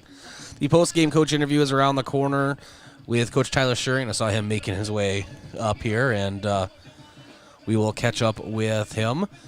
And for our next KYN TV broadcast, make sure you tune in tomorrow evening for Lancer Volleyball. Doan is coming to Simple Arena for another G-Pack matchup. Tell Tanner we'll have that call for you. And you can find it right here on KYN TV and on KYNT radio platforms. We're going to go ahead and step aside for 1 minute, come back with the post-game coach interview. This is Gazelle Soccer on KYNT, KYN TV. Well, throw that in the trash. What happened? I was watching the game on KYN TV and the TV went out. Don't trash it. Recycle it at Recycle IT. What's that? The electronics recycling company here in Yankton. They're open Monday, Tuesday, Wednesday from 9 to 6. Not in a landfill and not in a ditch. 605-653-9913. Recycle it, Yankton.com. Have aches and pains taking you out of your game? Who are you going to call? At First Chiropractic Centers, we have been helping people get back into their game for over 37 years. Whether your game is sports related, doing household chores, exercising, or just day-to-day activity, and your pain is preventing you from enjoying or participating in your chosen activity, we can help. Who are you going to call? First Chiropractic Centers in Yankton, Scotland, Bloomfield, Hartington, Wagner, and Tyndall. First Chiropractic Center, whole health with hands-on healing.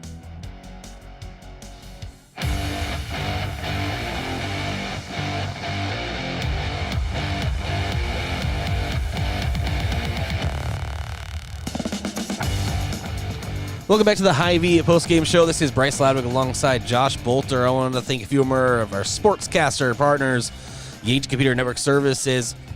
For your complete personal and business computer solutions, rely on Yankton Computer Network Services. Wishing the best of luck to the Yankton Bucks and Gazelles this season. And Pizza Ranch. For legendary chicken and the best pizza, it's Yankton Pizza Ranch. It's on Broadway at 665-1222. And State Farm Roy Wilcox. He's been helping customers get to a better state for 100 years. No matter where you are in life, they'll help you make the right play calls for your insurance coverage. Roy Wilcox State Farm is a proud supporter of our Bucks and Gazelles.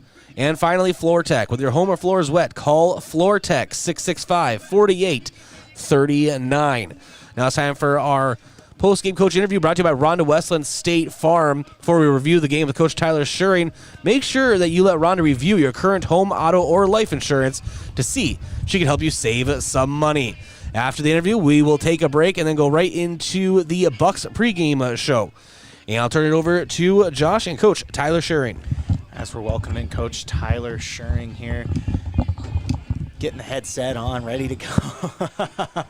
Coach, kind of a tough one there. You guys were on the defensive end for the majority of the day. What kind of happened there? Coming in, we thought it was a game that we were going to be able to play with them a little bit better than that. They have some really good speed up top, and they like to stick 3 players up top the entire time. And, once they win the ball, they're looking to play really direct, and it's something that put our back line under pressure most of the game. And then with that, failed clearances and stuff like that, we just gave up way too many corner kicks. Got us pushed back quite a bit. That first goal early on a corner kick, something that we talked about coming in the game, that we wanted to limit, and we just really didn't limit the corners like we needed to today. And Brandon Valley does a really good job creating triangles and moving the ball around with quick 1-2 touches, and we were chasing the ball a little bit too much in the midfield and, just not playing sound defensive responsibilities, and something that we'll need to clean up moving forward. Yeah, and you look at it, you guys haven't had a game in a bit here. Your last game on August 28th. Well, was it kind of weird having that with that game being postponed? Did that kind of have any impact on the team today? I think there probably was a little bit of rust. A week and a half off, whatever it's been, probably not as intense in practice as we would have liked. There was some poor weather last week that caused some issues with that as well. And then just coming off of a 3-day weekend, maybe not quite as focused as we wanted to be coming into the game.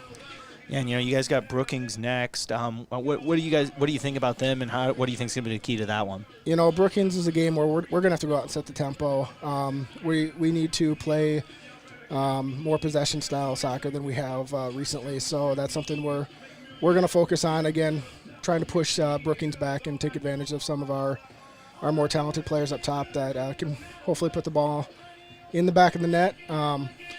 It's one of those where they play a higher back line that I think we can get around or through if we get pushed back defensively. So there's going to be some counter opportunities there if we're not possessing the ball like we want to. Awesome. You heard it there from Coach Tyler Schering, and we will see the Gazelles on Thursday here at Crane-Youngworth Field. That's going to be at 4 o'clock. I'll be on the call on that one, as well as Bryce Ladwig. Coach, thank you for your time today, and we will see you on Thursday. Thank you. I always appreciate you guys doing this. Oh, of course, anytime. So we will be back here in just a couple minutes. This is your Gazelles postgame show. We'll be back in just a couple minutes as well with your Bucks pregame show. So thank you, Coach, once again, and we will talk to y'all in just a little bit. This past year, we have all spent lots more time at home. This is Deb Speck from Vision Real Estate, and if you're ready for a change, give me a call. I'm here to make a move as easy as possible. We provide complimentary moving boxes as well as an enclosed trailer for our clients. Call me, Deb Speck, Vision Real Estate, 664-5555 to make a move. For your complete personal and business computer solutions, rely on Yankton Computer and Network Services. We provide Yankton and the surrounding communities with top-of-the-line computer equipment, repairs, and managed IT systems, along with whole home Wi-Fi, home security systems, and more. We stand behind our products and always strive to bring you the best in customer service. Give us a call today, 605-664-2222, or stop by our office located at 1901 Broadway. From all of us at Yankton Computer and Network Services, best of luck to our Yankton Bucks and Gazelles this season. Kids seem to always be misplacing things. Socks, shoes, backpacks, books, you name it. So when it comes to important things like EpiPens for serious allergies or inhalers for breathing problems, make sure there's always some on hand when those items go missing or run out. Hi, this is Michael from Yankton Rexall. We pride ourselves on providing accurate prescriptions and appropriate medical information for your child's health. Good health attributes to good students. Yankton Rexall, your hometown pharmacy since 1923, located in the Meridian District. Vision Care is the place to go for new glasses. Our opticians are trained to style you with a frame that fits your face, so they look great and are comfortable all day long. Based on the doctor's recommendation, we'll help you choose the lens features that will be best for how you do life. Plus, you might have fun too. Vision Care Associates, where the health of your eyes comes first. Your family is a part of the Hy-Vee family. That's why they're here in Yankton for anything you need. Looking for steakhouse quality beef, fresh produce, and organic options, or the best options for anything else that's on your list? Hy-Vee has the products you're looking for. Convenient aisles online shopping for pickup and delivery, and Hy-Vee deals with coupons and sales to make your shopping budget go further. Where there's a helpful smile in every aisle. This fall, sip on a warm, soothing apple cider and bathe in the radiance of the changing colors before you smash that hot mug on the driveway and join First Dakota to bank some noise for fall sports. Stop for goal line stands, holler for a game-winning ace, and go berserk for a chip in from the rough. Let's give the home team all we've got. Bank some noise with us at First Dakota National Bank. Open a new account online today at firstdakota.com, member FDIC. Bucks and Gazelles fall sports have returned. Unfortunately, with them may come injury. The Yankton Medical Clinic provides patients with the latest technologies and procedures in orthopedic care. Orthopedic surgeons, Dr. Brent Adams and Dr. Jeremy Kudera, specialize in athletic injuries, including fractures and sprains, shoulder, ankle, and knee injuries, and more. They'll have your favorite athlete back in the game in no time, offering the highest level of care right here at home. Call the Yankton Medical Clinic today. So much care, so close to home. At Avera, our orthopedic care and services are designed for every body and every age, which means Avera Sacred Heart Hospital in Yankton offers innovative treatment options customized to your bone, muscle, and joint needs. So whether you suffer from aches, breaks, tears, or dislocations, turn to the orthopedic team experienced in treating every body.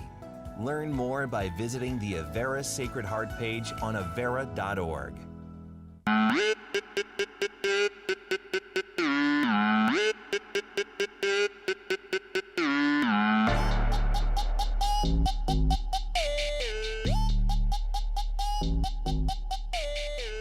All right, welcome back to Crane-Youngworth Field. It is the Hy-Vee pregame show.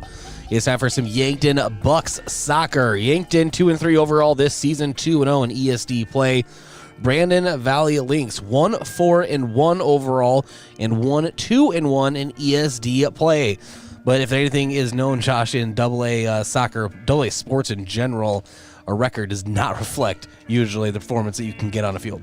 Yeah, and every team in this conference or in here can give you a fight on any given day, and you'll just have to see what happens. Maybe it doesn't show right now on the records, but you never know with something like this. And Brandon Valley could very easily come in here and give the Bucks one heck of a fight. Now it's been a couple weeks, I think, since our last soccer broadcast, right? Yeah, our last soccer broadcast actually was against Harrisburg, where the Bucks won 1-0. In that one, since then we have not, because they've been on the road since then, and so they took care of business out west. That's for sure. Yeah, won their winners of their last 4 since that tie against Sioux Falls Lincoln. You look at it here. I mean, they won 10-0 against Douglas Rapid City Christian New Underwood, and then 5-2 against Spearfish. You look at, like I said, on a 4-match win streak, trying to keep that going today. And hopefully they will. It's beautiful weather for any sport, especially soccer here on the field at Crane-Youngworth Field. Decent crowd on hand for both matchups, and we have Yankton Bucks following here. The Yankton Gazelles just wrapped up, lost 3-0 to Brandon Valley. For those that are just joining us, you can find that entire game archived on the KYNT YouTube page if you want to re-watch it, or any of our past KYN TV broadcasts. Thanks for joining us, whether it's on the radio platforms or, as I just got done saying, any of our KYN TV platforms. We appreciate you coming along for the ride here today, as it were. We're going to go ahead and take another break here on the Hy-Vee pregame show. Come back, and we will have our pregame coach interview with Coach Dave Danningbrink. This is Bucks Soccer on KYNT and KYN TV.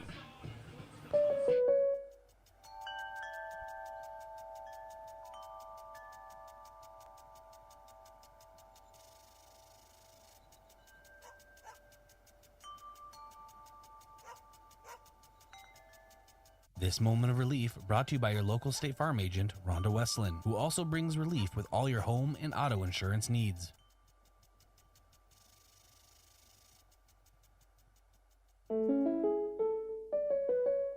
If aches and pains taking you out of your game, who are you going to call? At First Chiropractic Centers, we have been helping people get back into their game for over 37 years. Whether your game is sports related, doing household chores, exercising, or just day-to-day activity, and your pain is preventing you from enjoying or participating in your chosen activity, we can help. Who are you going to call? First Chiropractic Centers in Yankton, Scotland, Bloomfield, Hartington, Wagner, and Tyndall.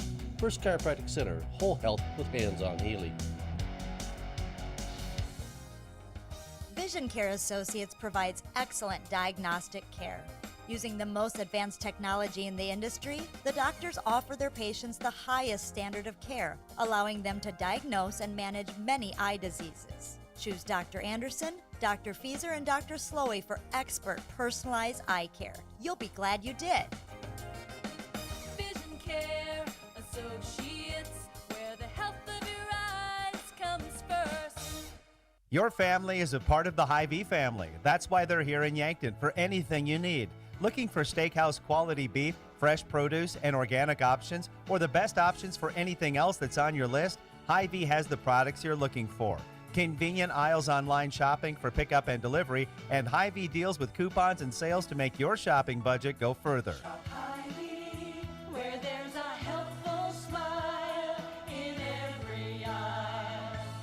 Bucks and Gazelles fall sports have returned. Unfortunately, with them may come injury. The Yankton Medical Clinic provides patients with the latest technologies and procedures in orthopedic care. Orthopedic surgeons Dr. Brent Adams and Dr. Jeremy Kudera specialize in athletic injuries, including fractures and sprains, shoulder, ankle, and knee injuries, and more. They'll have your favorite athlete back in the game in no time, offering the highest level of care right here at home. Call the Yankton Medical Clinic today. So much care, so close to home. Hi, I'm Shawnee Rechtenbach, Cabinet Secretary for the South Dakota Department of Human Services. The Senior Health Information and Insurance Education Program, also known as SHINE, is currently seeking volunteers. Volunteer counselors are vital to the success of the program as they provide opportunities for seniors to discuss Medicare questions and concerns in person. Please consider becoming a SHINE volunteer and visit shine.net. That's SHIINE.net to find more information. You've received a call or text message indicating there's a problem with your cell phone, your taxes, your Medicare benefits, or your utilities, and the only way to get it cleared up is to either put funds on a gift card or send cash. All of these are scams designed to obtain your hard-earned funds. Contact the Attorney General's Consumer Protection Division at 1-800-300-1986. Another red flag is the call or text comes in after work hours or on the weekend. Don't become a victim. Let Consumer Protection do some checking for you before you send any funds. When you're ready to root on the home team, make sure the celebration includes 1919 root beer. 1919 is brewed in small batches with only the finest ingredients, real sugar and real vanilla. The unique recipe and these choice ingredients make 1919 the creamiest, full-bodied draft root beer available. In addition, 1919 is alcohol-free and contains no corn syrup, gluten, or caffeine and should be served cold or over ice cream. Available in 12-packs and single-serve cans at grocery, convenience stores, and restaurants. Try it today. Welcome back to the Hy-Vee pregame show on KYNC and KYN-TV. It's time for the pregame coach's interview, brought to you by 1919 Root Beer, the creamiest full-bodied draft root beer available. You can find it on tap at Charlie's Pizza or in large cans at Yankton Hy-Vee. Now let's go to the pregame interview. We know that if we play our game, that we can play with everybody. Now, I say we play our game. I think there's a thing in sports where, like for us, we look at it, we've got 9 seniors that are on the field most of the time, and we've got a lot of quality players that we need to dictate how the game is going to go. And that was the good thing about Spearfish, where they came out and they wanted to dictate the game. They were way more aggressive than we were. They're very disciplined. They've got some good fundamentals. They play a bunch of seniors, and we were scrambling a bit. And then all of a sudden, our I'm not going to say our maturity and our age and our strength took over to where we were able to step it up, and then we controlled the game. And then they were chasing us most of the game, and we knock in a couple of good goals, and it kind of takes the wind out of their sails. And again, we just kept going. We're like, this is how we're going to play. They're going to have to chase us. And I told our boys, it was really a good testament to their off-season training, because our size, our muscle, made it so we outlasted them. They went hard, we went hard. We just had some bigger, more physical players, and I think they just ended up getting tired, and then we knock in some goals. And that's what happened to us last year, where we were out-muscled in some of those games, and then at the end we give up some goals, and then you lose. And so right now we're the team doing that. So that's exciting. All right, that was the pregame coach interview. It's time for a vision of the game, brought to you by Vision Real Estate, where their focus is always on you. Josh. I think you heard it there from Coach Dannenbrink. I think you have to be aggressive and be physical and not get outmanned there. I think you got a real chance of winning this game if you're the Bucks. Buell's Cleaners bringing you your team uniforms. Buell's offers dry cleaning, laundry, and business services like linens, rags, rugs, and uniforms. Buell's Cleaners, 444 3rd Street in Yankton. The Yankton Bucks in their home reds and Brandon Valley in their road whites. And for those watching at Bro Burger, I almost said Good Burger. Have you seen that movie? A long time ago. All right, you are dead to me. I just said a long time ago. You know what? Just okay. So Josh has been muted, and I want to say thanks for watching at Bro Burger. Say goodbye to Boring Burgers and hello to Bro Burgers. Bro Burger Bar offers over 15 unique burgers for every taste bud and is KYNT's official Yankton High School Athletics watch party location. Catch all the KYN-TV broadcasts on the big screens at Bro Burger Bar, open daily at 11 in the Meridian District. And it's time for our officials of the game, brought to you by the South Dakota Office of the Attorney General. They are the law on the field, and I will unmute you if you promise someday to watch it. Oh, I told you I've seen it. It's just been a while. And I was going to save you. I was going to be like, well, they are good burgers. But you're like, no, got to mute me. It's cool, whatever. You know. Officials of the game. Officials of the game. We got Jacob Milbrandt, Sean Fick, and Guy McNeely officiating this one today. And starting lineups, which I don't think Coach Dannenbrink dropped them off. I don't think we really asked either. So no, I mean he didn't drop them off. We also didn't ask, so it's not like but they're brought to you by First Chiropractic Center. Full health with hands-on healing. Opening whistle brought to you by American Foods Group and Sheboygan. Sheboygan sausage, so delicious. Absolutely love some Sheboygan sausage. And special thanks to Stockman's Moto Sports, your local Polaris dealer with a full lineup of Rangers and Sportsmen ready to get you in the fields, in the woods, or wherever you like to go. That's Stockman's Moto Sports, proud supporter of all area students and athletes. And Northtown Automotive, your local Chevrolet, Buick, and GMC dealer. Visit northtownusa.com. And Yankton Thrive. It's a new approach to the thriving business economy here in Yankton. Yankton Thrive is the one source and resource for all businesses from retail to manufacturing in our area. And finally, the UPS store to help you with everything ing. Printing, packing, copying, faxing, freighting, any ing your small business needs. Even shredding, notarizing, mailboxing, and of course, shipping. The UPS store of Yankton, across from Walmart.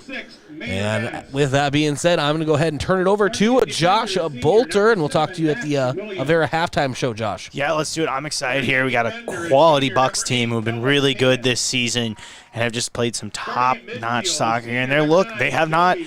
They've won 4 straight. The only match where they haven't won was that tie in the first match of the season against Sioux Falls Lincoln. And it's going to be really interesting to see if they can come out and keep that going. You know, they're playing a team in Brandon Valley here who hasn't seen the success that maybe they wanted so far, but they have a chance here today to play a really good Yankton team and maybe see if they can do just that. You know, Yankton trying to stay undefeated. They are 4-0-1 on the season.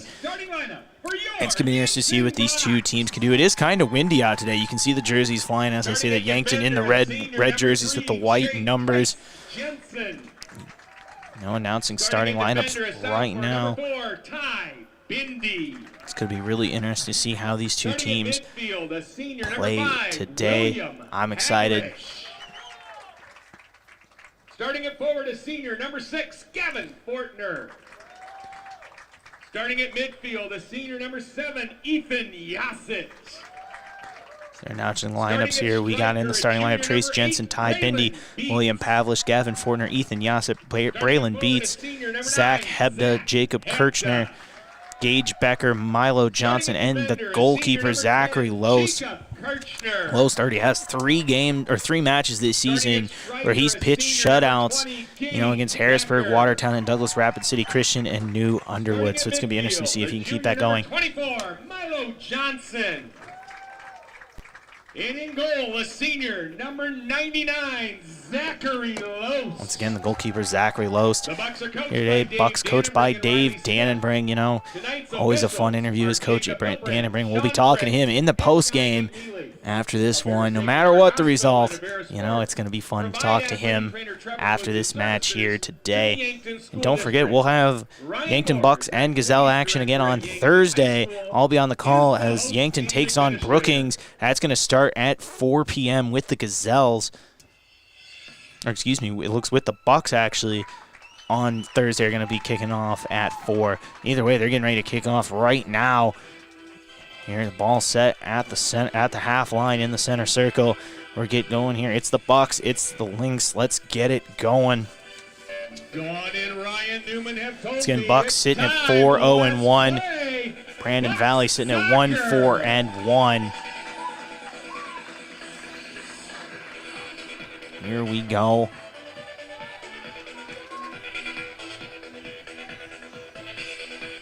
Once again, back at goalkeeper is Zachary Lose. Getting ready to kick this one off is he's going to be number 6. He moved over. Looks like we got number 11, Carson Thier, in on this one for the Lynx here.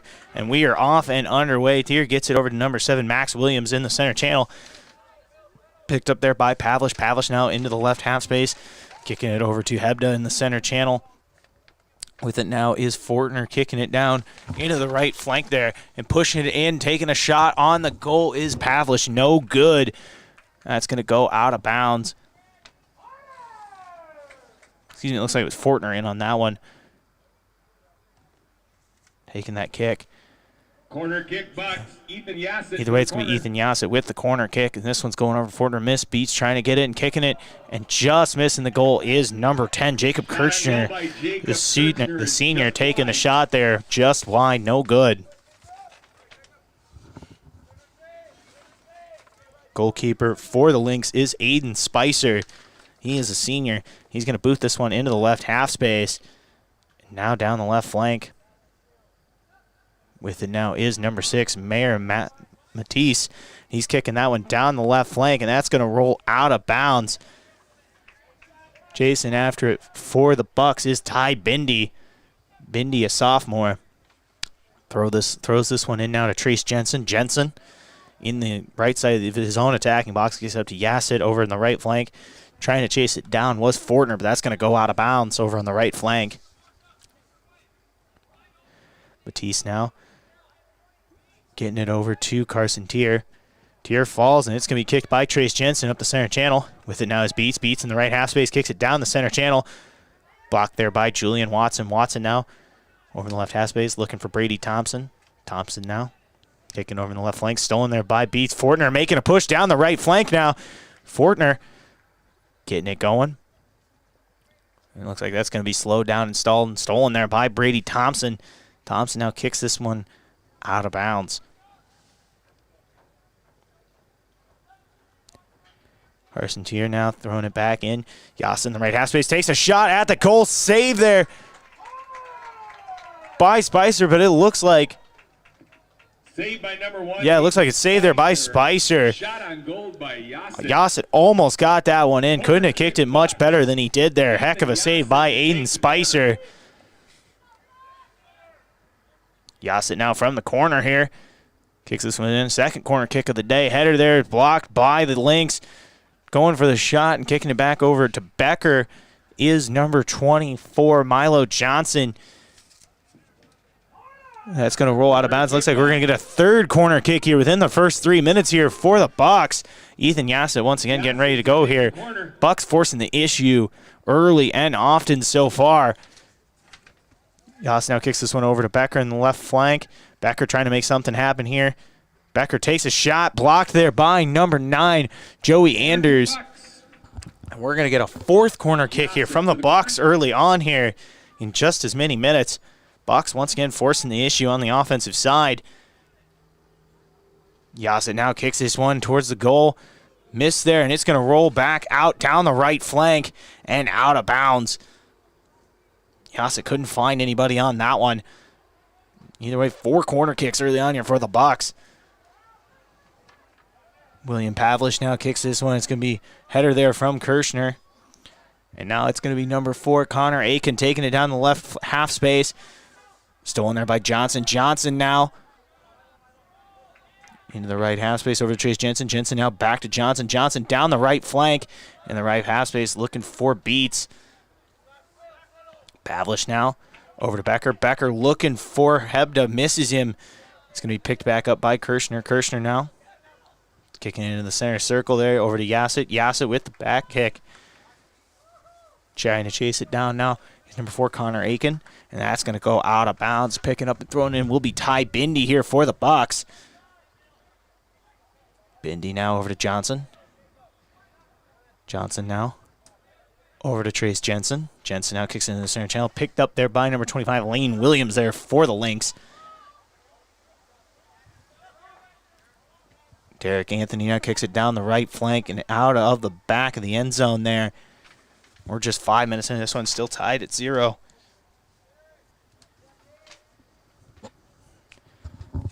Zachary Lose getting ready to kick this one back into play here.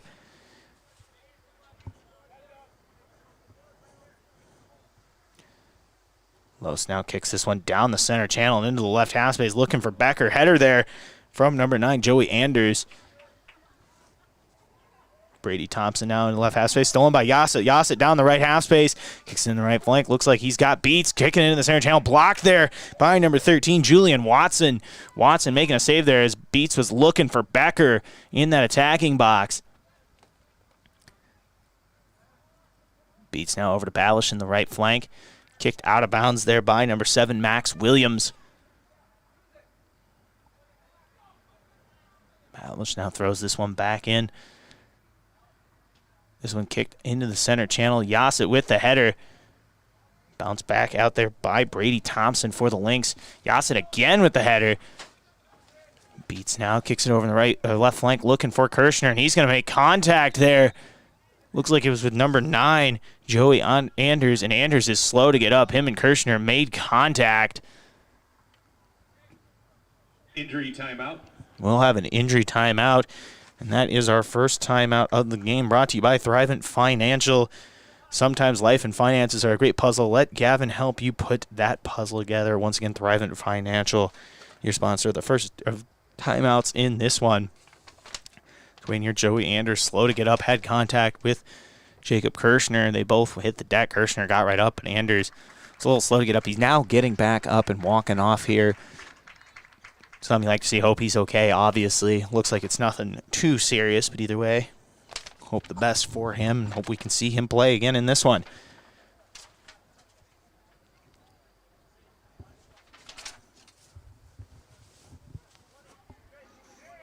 So we get ready to resume play here. 34 minutes and 6 seconds left here in the first half, tied at 0. Seeing the Bucks force the issue on offense early here. 4 corner kicks here. Then the first 6 minutes for the Bucks. Really getting things going on offense, starting to force the issue. Just haven't been able to capitalize and get a goal yet. But either way, getting things going.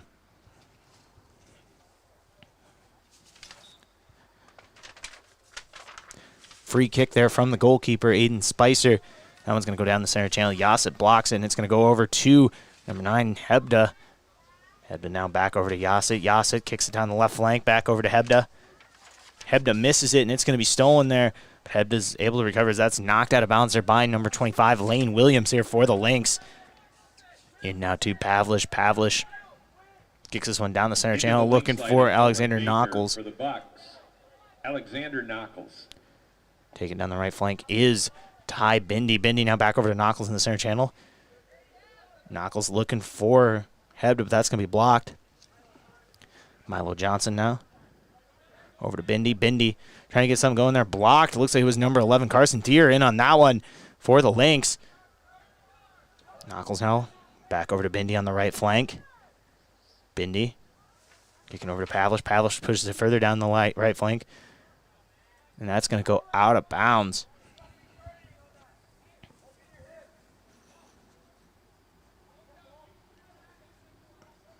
Lynx now with it in the left half space.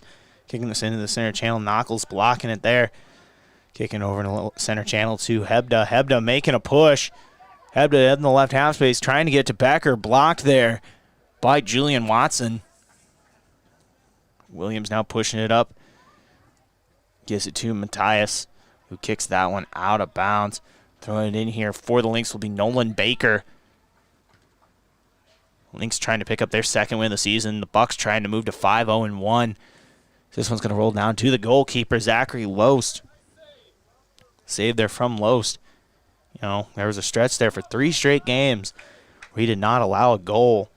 He's only allowed more than 1 goal in 1 game this season, and barely an impressive run from Zach Loest. Knuckles now in the center circle with it.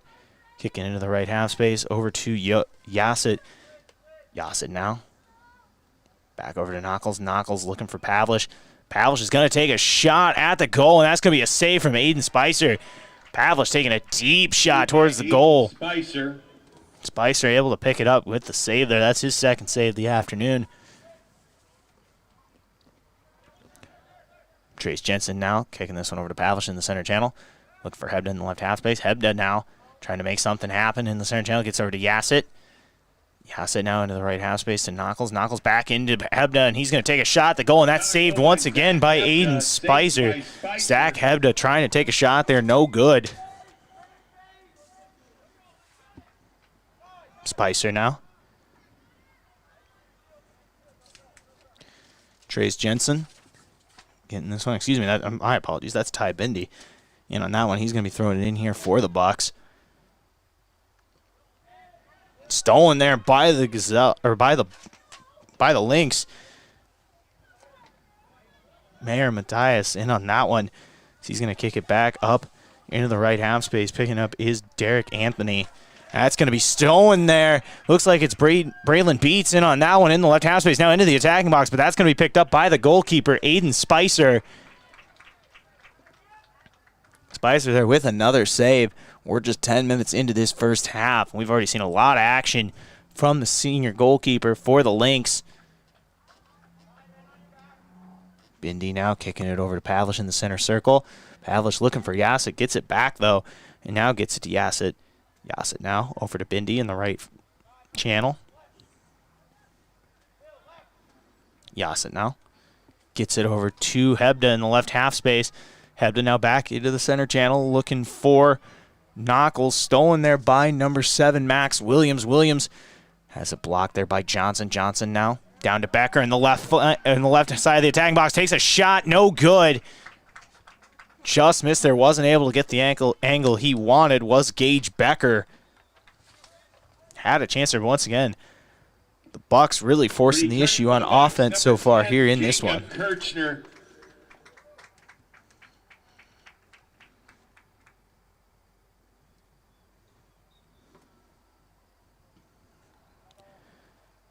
Kicking that one in now.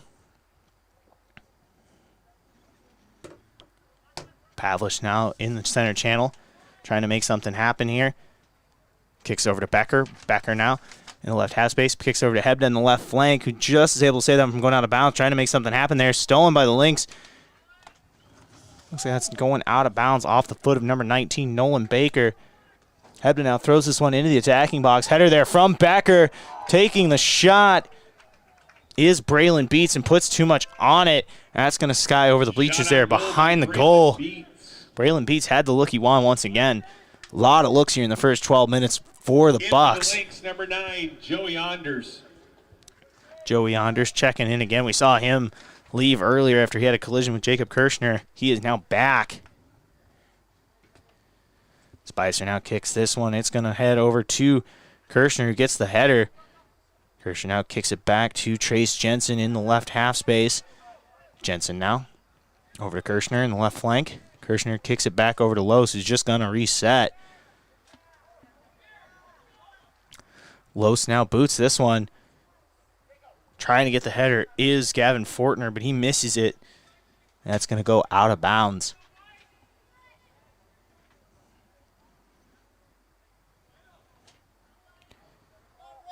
Matthias now has that one blocked by Pavlish. Pavlish now trying to get something to happen. Blocked there from Knuckles in the center channel. Lane Williams now with it. Kicks it over to Anthony. Stolen there by Knuckles. Looking for Becker. Just misses Becker. That's going to be blocked by number 13, Julian Watson. Yasit now trying to get the header. Misses, but it's going to be saved by Beats, but blocked. Looks like we're going to get a whistle on that one. I know we had a couple shots blocked on goal, and I forgot. First block shot on goal is brought to you by H&R Block. H&R Block open year-round, providing bookkeeping, payroll, and tax services. 655-3366. Call H&R Block. We're getting a free kick here from the Lynx with 27 minutes remaining here in the first half.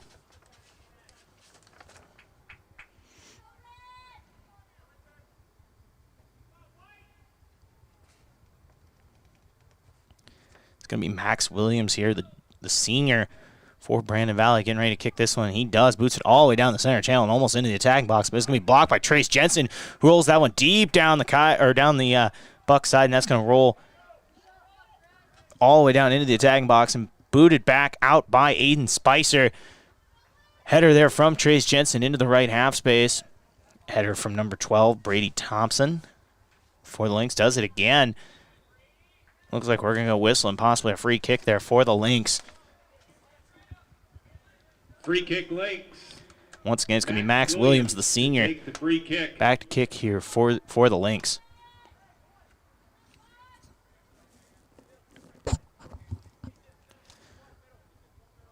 Williams now boots this one. Header there from Yassett. Yassett now over to Braylon Beats. Gets this one over to Becker in the left flank. Becker charging in the attacking box. Takes a shot. Blocked there by number 4, Connor Aiken. Becker had the shot he wanted, and Aiken makes one heck of a defensive play there for the Lynx. And that one's going to roll out of bounds. Kicked off the foot of number 19, Nolan Baker, the sophomore, for the Lynx. 25-30 remaining in this first half. Baker now gets it blocked there by Hebda. Kicked back out by Kirshner. And kicked out of bounds there by number 25, Lane Williams. On to that one. Kirshner now. In for the Bucks, number 2, Sam Herbert. For the Lynx, number 5, Sam Herbert now checking in here for Zach Hebda. Once again, Bucks coached by Dave Dannenbring. Lynx coached by Chris Limer. Ty Bendy now to the right half space. Over to Pavlish. Pavlish loses a little bit, but regains control, looking for Knuckles. Knuckles now looking over for Kirshner in the left half space. The left flank. Kirshner now gets it back over to Ty Bendy. Bendy pushing it past the halfway line. Bendy now charging into the right flank. Gets it over to, looks like it's Pavlish on that one. Saved by Aiden Spicer. Once again, Spicer having an incredible game so far.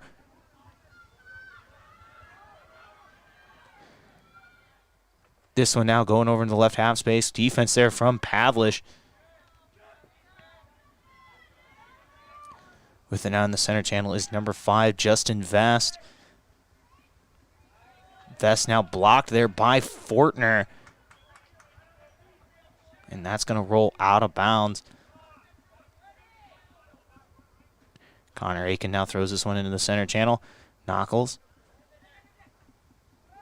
Herbert now pushes this one into the left half space. Blocked there by number 9, Joey Anders. Anders now has this one blocked by Kirshner. Kirshner now taking it up the left flank. Kirshner trying to make a move. Kicks this one over to Sam Herbert. Herbert has that one blocked, but he recovers. He's going to keep going down that left half space, trying to get something going there. Stolen by number 9, Joey Anders. Stealing it now is Knuckles. Knuckles going down the left half space looking for Herbert. Herbert takes it down in the left half space even further down over to Zach Hebda, or that's Braylon Beats in on that one. That's going to roll out of bounds.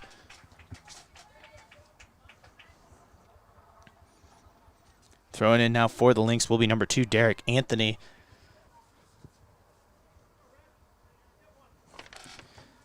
Anthony now misses Matthias on that one. That's going to be a header from Kirshner. Pavlish now kicking it, stolen there by Anthony, but it's going to be picked up by Becker. Becker taking it down the left flank now. Got a shot going in that attacking box, but it's going to be blocked. Looks like it was number 12, Brady Thompson, in on that one. Becker once again pushing the issue on that left flank. He's been doing it all afternoon so far. Knuckles now with it in the left half space. Kicking in the center channel, looking for Pavlish. That's going to be stolen. It's going to roll way down that center channel into the Bucks territory. Trace Jensen just chasing down this one. Kicks it over to Zachary Lose, the goalkeeper. they can reset the cards on this one.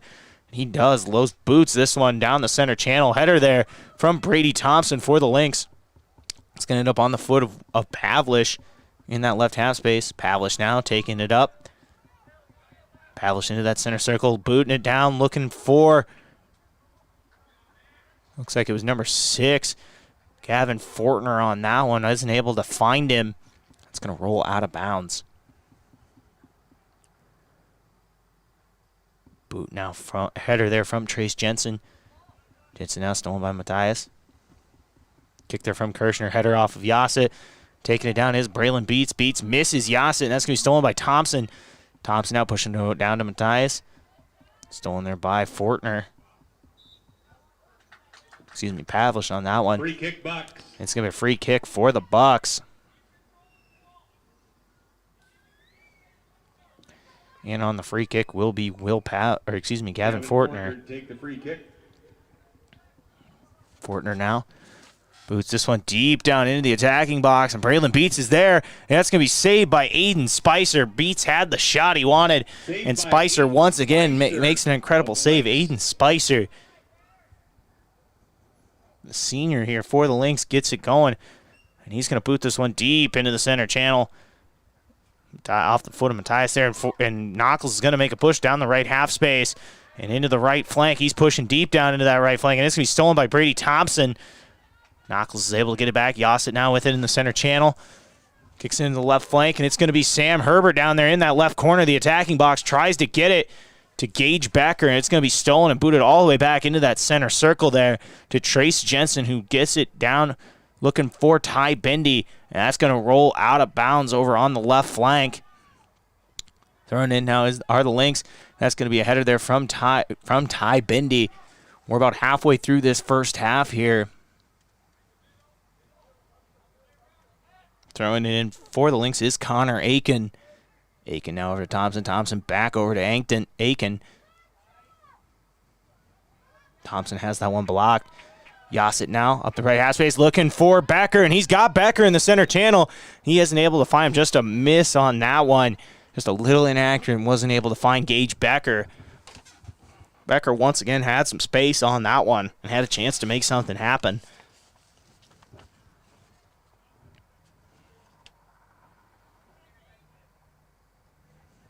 Looks like we're going to get a free kick here from the Lynx. It's going to be number 7, Max Williams, once again back for the free kick here.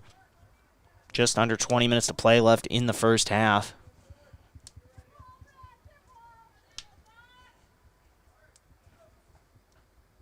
Williams now with the free kick. He'll boot this one down the center channel and almost into the attacking box. Off the knee there of Trace Jensen. Yassett now gets this one. It's going to be a header there from Matthias for the Lynx. Now it's going to be Will Pavlish charging up the floor or up the field with this one in the right half space. Kicks it back over to Ty Bendy. Bendy now in the center channel to Knuckles. Knuckles now over to Trace Jensen. Sam Herbert now within the left flank. Herbert now making the push, taking it back into the left half space. Back over to Kirshner. Kirshner now to Yassett in the center channel. Bendy with it now in the right half space. Bendy charging past the halfway line. Kicks over in the center circle to Pavlish, who's going to boot this one deep down to Knuckles. Knuckles now over to Becker. Becker back over to Knuckles now in that left flank towards the attacking box. Kicks this one back over to Kirshner. Kirshner now in the left half space takes a shot on the goal, and that's going to be saved once again by Aiden Spicer. Aiden Spicer, the senior goalkeeper for the Lynx, showing up and showing out today. Being attacked early and often in this one. He throws this one back in. Herbert now with the header. Joey Anders now within the right flank. That one's going to go out of bounds. Anders throws this one in. That's going to go off the head there of Trace Jensen. Jason after is Braylon Beats. Beats now in the left half space, trying to get something going, looking for Yassett. Can't find Yassett. Yassett is able to recover and kick it into the attacking box. Picked up, though, by Spicer once again. 17:40 remaining here in the first half. Aiden Spicer, the senior goalkeeper for the Lynx, making life difficult here for the Bucks. With it now is number 2, Derek Yankton. He's going to kick it down the center channel. Chasing after is Trace Jensen. Gets in the left half space over to Sam Herbert. Just misses Herbert, and that's going to go out of bounds. Throwing in now on the header is Trace Jensen. And that's going to go out of bounds there off the foot of number 19, Nolan Baker. Returning for the Bucks, Zach Hebda. Zach Hebda and Milo Johnson checking back in here, as well as for the Lynx, number 40, Trevin Busa.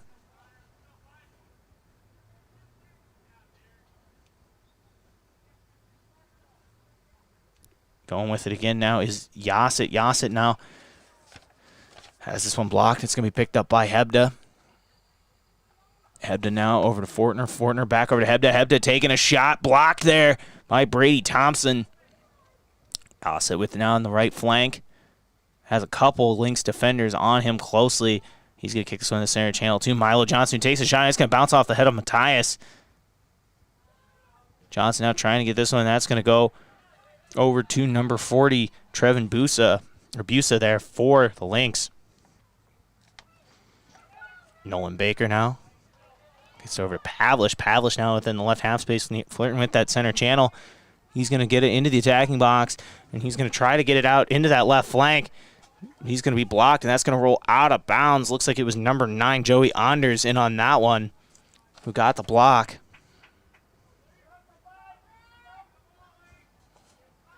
So right now is Anders. He's going to throw it down past the halfway line header there. Ty Bendy now over to Sam Herbert. Herbert now over to Kirshner. Bendy within the right flank. Hebda with it, taking up that right flank. Hebda past the halfway line, making a long charge. Has that one blocked, and that's going to go back over towards Milo Johnson. Johnson over to Bendy. Past the halfway line. Hebda with it once again down the right flank, making a push. Hebda looking to kick it down into that right flank. Look like he has Braylon Beats in on that one, but that's going to be blocked. Once again, that's going to go out of bounds. And we're going to get a corner kick here from the Bucks with 15 minutes to play here in the first half. Ethan Yassett now back to kick from the corner here.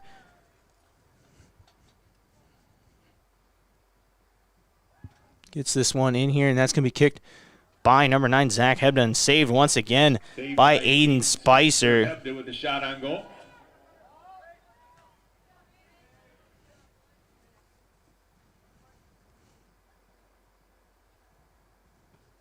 With it now is Pavlish. Pavlish now getting it over to Hebda. Trying to take it down that right flank, and does, and that's going to be picked up once again by Spicer.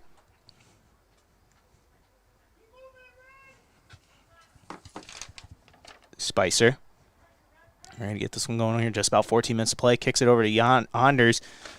Anders now has that one stolen by Pavlish. Pavlish looking for Becker on that left flank. Becker back over to Pavlish. Pavlish now tries to get to Yassett. Stolen there by Matthias. Becker trying to make something happen here. Herbert getting it back over to Pavlish. Pavlish now looking for Milo Johnson. Johnson gets it over to Hebda. Hebda now has that one blocked by Max Williams. Williams taking up the left flank. Williams has that one stolen, knocked out of bounds. Look, it was Zach Hebda in on that one.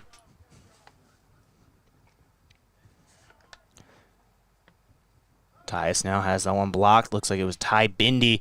And this one's going to roll deep down the center channel over to Jacob Kirshner. Kirshner now kicks it over into the left flank to Sam Herbert. Herbert boots this one over to Pavlish. Pavlish gets this one up to Herbert. Herbert kicking it up to Becker. Missed, though, and blocked by Julian Watson. Tyus now over to Becker. Becker has to kick this one out of bounds.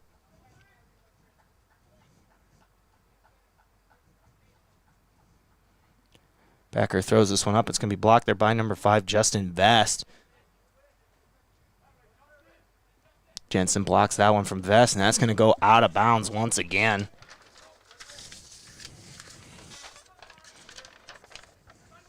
Anders now getting ready to throw this one in. Anders throws this up. Header there, and that's going to knock out of bounds. Looks like it was off the head of Justin Vest there. the sophomore for Brandon Valley. Hits that one. It goes out of bounds.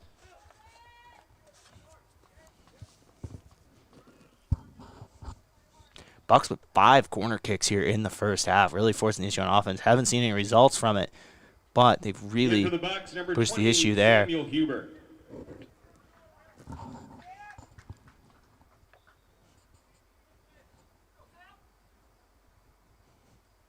Los now kicking this one in. That's going to go deep down the center channel into the center circle there. Trying to get the header is Yassett.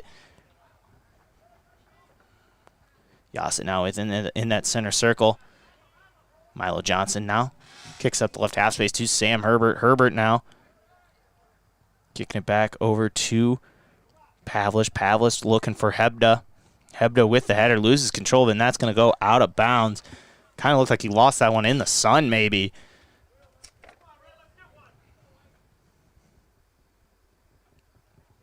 Johnson now gets it over to Hebda. Hebda pushing up the right flank. Has that one blocked by number 12, Brady Thompson, the sophomore for Brandon Valley. Hebda now throwing this one down to Johnson. Johnson's able to save it. He's in the attacking box there. Hebda now taking a deep kick, looking for Becker. Blocked by Julian Watson. Herbert now with it. Johnson kicks that one, and that's going to go out of bounds. 10:50 remaining here in the first half. Once again, Bucks trying to improve to 5-0-1 on the season. Brandon Valley trying to avoid going 1-5-1. So that one's going to be kicked out of bounds there by the Lynx. Gossett throwing this one in now. Looking for Becker deep on the right side of that attacking box. That's going to roll out of bounds back up towards that halfway line. Johnson now. Johnson taking up the right flank. Bindi now kicks over in the center space to Will Pavlish. Kirshner now within the left half space, kicking it into the center channel, almost near that attacking box, but it's going to be stolen by the Lynx.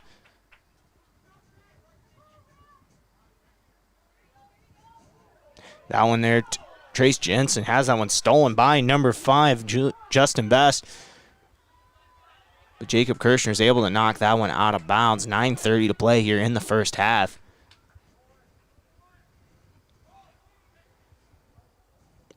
Joey Anders. In for the Lynx, Carson Thier. Carson Thier checking in here for the Lynx. 9:20 to play in this first half. Joey Anders now back to throw this one in. And does into the attacking box. Header there from Ty Bindi. Yassett now kicks this one up the center channel.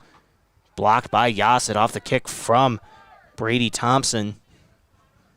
Hebda now moving up the right flank. Hebda moving past the halfway line. Tries to get it down to Milo Johnson, but that's going to be blocked. In for the Bucks, Alexander Knuckles. Alexander Knuckles now checking in here. 46 London Watson.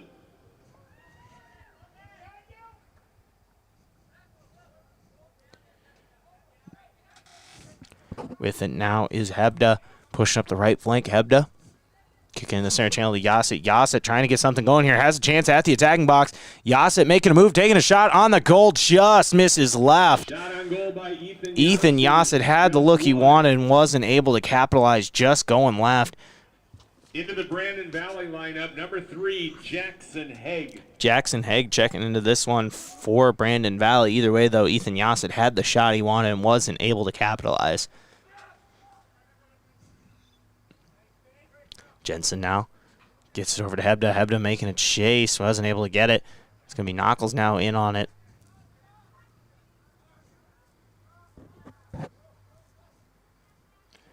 Knuckles now gets it into the center channel over to Yassett. Yassett looking down that right flank. Moving down the right flank. Blocked there. Looks like it's number 26, Damian Olson, in on that one. for the Bucks. 7.5 to play here in the first half. Hebda now taking a shot into the attacking box as we saved once again by Aiden Spicer. Spicer once again having an incredible first half. He kicks this one deep down the center channel, and chasing after it is Ty Bindi. Bindi now in the right half space. Bindi kicks it up to Hebda. Hebda now. Over to Knuckles. Knuckles looking down the left half space to Herbert. Herbert now looking for Becker. Becker didn't see it. Kirshner now with it. Gets in the left half space. Kirshner now over to Becker. Becker chasing after, but I don't think he's going to be able to get this one, and just misses it as it goes out of bounds. Tough one to chase after for Gage Becker.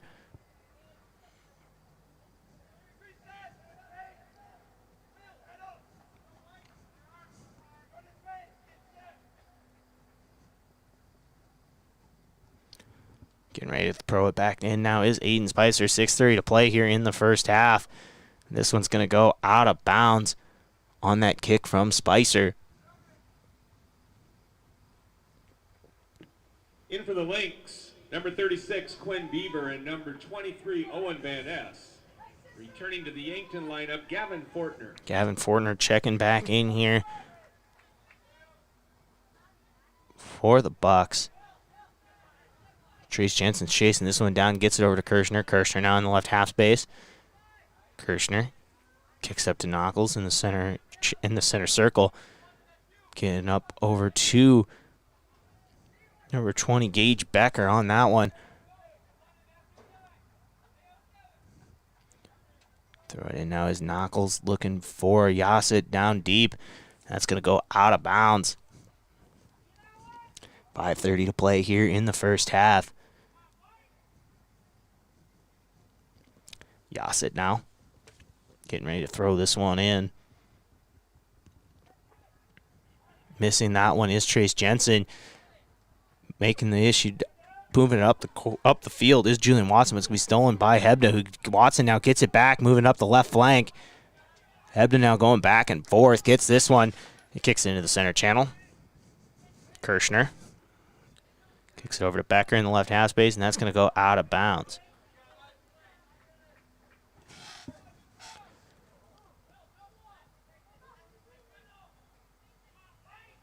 Kirshner gets it up to Becker.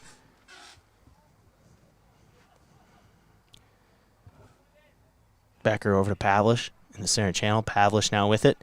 He's back over to Fortner. Fortner now over to Bindi. Yasa with it on the right flank. Yasa now over to Pavlish. Pavlish.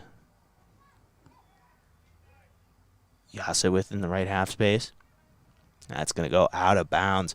4:20 to play here in the first half.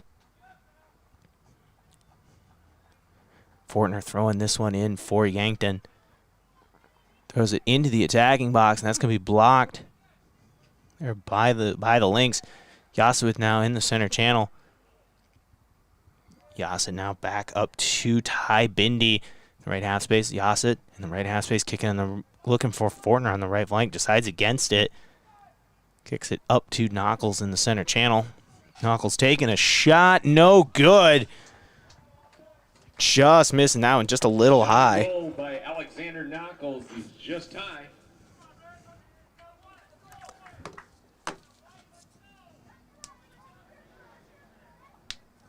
Aiden Spicer with it now. He's in that attacking box. Once again, the goalkeeper having an incredible first half. Puts this one up to Trace Jensen. In contact, that one was Samuel Huber. Yasit now over to Knuckles, taking a shot once again, picked up by Spicer, and he's going to fall on it. Just over 3 to play in the first half. Making another play is Aiden Spicer, the goalkeeper. Spicer now boots this one. Kirshner now in the right half space with the header. With it now is Owen Van Ness. He's going to move here and has that stolen by Trace Jensen, who falls trying to get it back.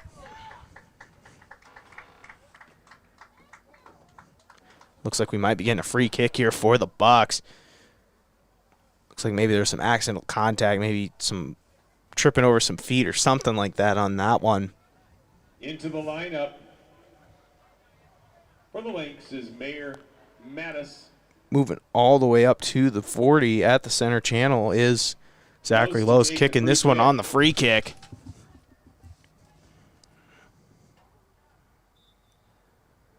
Lowe's now boots this one deep near the attacking box, blocked by Mathis, and he's going to push this one up to number 13, Julian Watson. Watson has that one stolen by Kirshner. Hebden now making a push out to Becker on the left flank into the attacking box. Becker's got to look if he can slow it down and get it back, but that's going to be stolen there by number 8, Noah Chan, in on that one. He kicks that one deep down the center channel. Back over to Zach Lose, who's just going to pick it up and reset here. As he boots this one down the left half space and into the left flank, looking for Hebda. Hebda now has that one knocked out of bounds by number 36, Quinn Beaver. Beaver, a freshman here for the Lynx. Under 2 minutes to play here in the first half, tied at 0. Knuckles now over to Pavlish. Pavlish kicks this one up the right half space, looking for Fortner. Fortner now making a push. Fortner trying to get something going here in the attacking box. He's going to have that one knocked out of bounds there by number 7, Max Williams. Fortner's going to throw this one in here. Over to Knuckles in the right half space. That one's going to be blocked once again by the Lynx.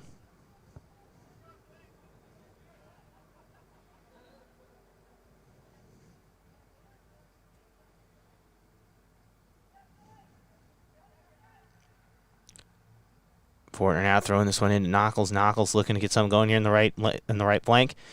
Gets it back over to Fortner. Fortner making a push, taking a shot. No good. Save once again by Aiden Spicer. Shot on goal by Gavin Fortner is saved by Spicer. Aiden Spicer having one heck of a game. 1 minute remaining here in the first half. Spicer boots this one up towards the center channel. Header there from Quinn Beaver. Mathis now within the right half space, trying to get something going here for the Lynx. Haven't seen a lot of action down on this end. Mainly been an offensive attack. The offensive attack from the Bucks really making the difference in this one. Joey Anders now pushing this one up. Header there from Pavlish. Hebda now booting it up towards the center channel. Yasa now making a push into the center circle. Taking a deep kick towards Aiden Spicer, who's able to save it. 20 seconds left here in the first half. We're still tied at 0. Aiden Spicer once again getting it done here for the Lynx. Trace Jensen now misses that one. Mathis now making a push down the center channel. Stolen by Kirshner. 8 seconds to play. 5. And that's just going to be kicked out of bounds. And that will do it for the first half. An incredible back-and-forth defensive match here between the Yankton Bucks and the Brandon Valley Lynx here as we are tied at 0 going into half. Don't go anywhere. We will have our halftime show with Bryce Ladwig. I'm Josh Bolter. We'll be back in just a couple of minutes. Locally owned businesses help build strong communities, and that's true with Triple Time Rudy's. You get a locally owned business that offers fuel discounts for Yankton's largest employers, supports local schools and events, and carries quality South Dakota products like Dimmick cheese and Kaler Locker meats that customers love. Triple Time Rudy's is conveniently located at 17th and Broadway for your daily fill-ups and convenience needs. So pull in to Triple Time Rudy's today. At Culver's, we cook our butter burgers pretty much the same as you would at home, only our 3-cut blend of fresh beef will do. Then you'll need to master our signature press and sear technique. You may want to practice a few thousand times. Add real Wisconsin cheese, top with a lightly buttered toasted bun, and serve yourself with a big warm smile. Better yet, come to Culver's and leave the whole cook-to-order butter burger thing to us. Welcome to Delicious. Culver's in Yankton, located at 3208 Broadway Avenue. Oh, Sheboygan, I just can't get you off my mind. A quick family meal doesn't always mean a stop at the drive-thru window. After a busy day of running, just light up the grill and put on some Sheboygans. Sheboygan brats, natural casing wieners, or all-beef stadium or quarterback hot dogs make a quick, easy, and delicious meal. The way it tastes is simply divine. I got Sheboygan on my mind. Sheboygan. What does your phone and an auto show have in common? When you go to BillionAuto.com, everything. Start searching over 7,000 vehicles instantly. Chevys, Kias, GMCs, Toyotas, Fords, Hondas, Rams, and much more. Plus, negotiate your best deal on all pre-owned vehicles and apply for credit pre-approval all within a matter of minutes. 17 new car brands and thousands of used cars all in the palm of your hand. It's like an auto show every day at BillionAuto.com. All applications accepted. Not all will be approved. This fall, sip on a warm, soothing apple cider and bathe in the radiance of the changing colors before you smash that hot mug on the driveway and join First Dakota to bank some noise for fall sports. Stop for goal line stands, holler for a game-winning ace, and go berserk for a chip-in from the rough. Let's give the home team all we've got. Bank some noise with us at First Dakota National Bank. Open a new account online today at firstdakota.com, member FDIC.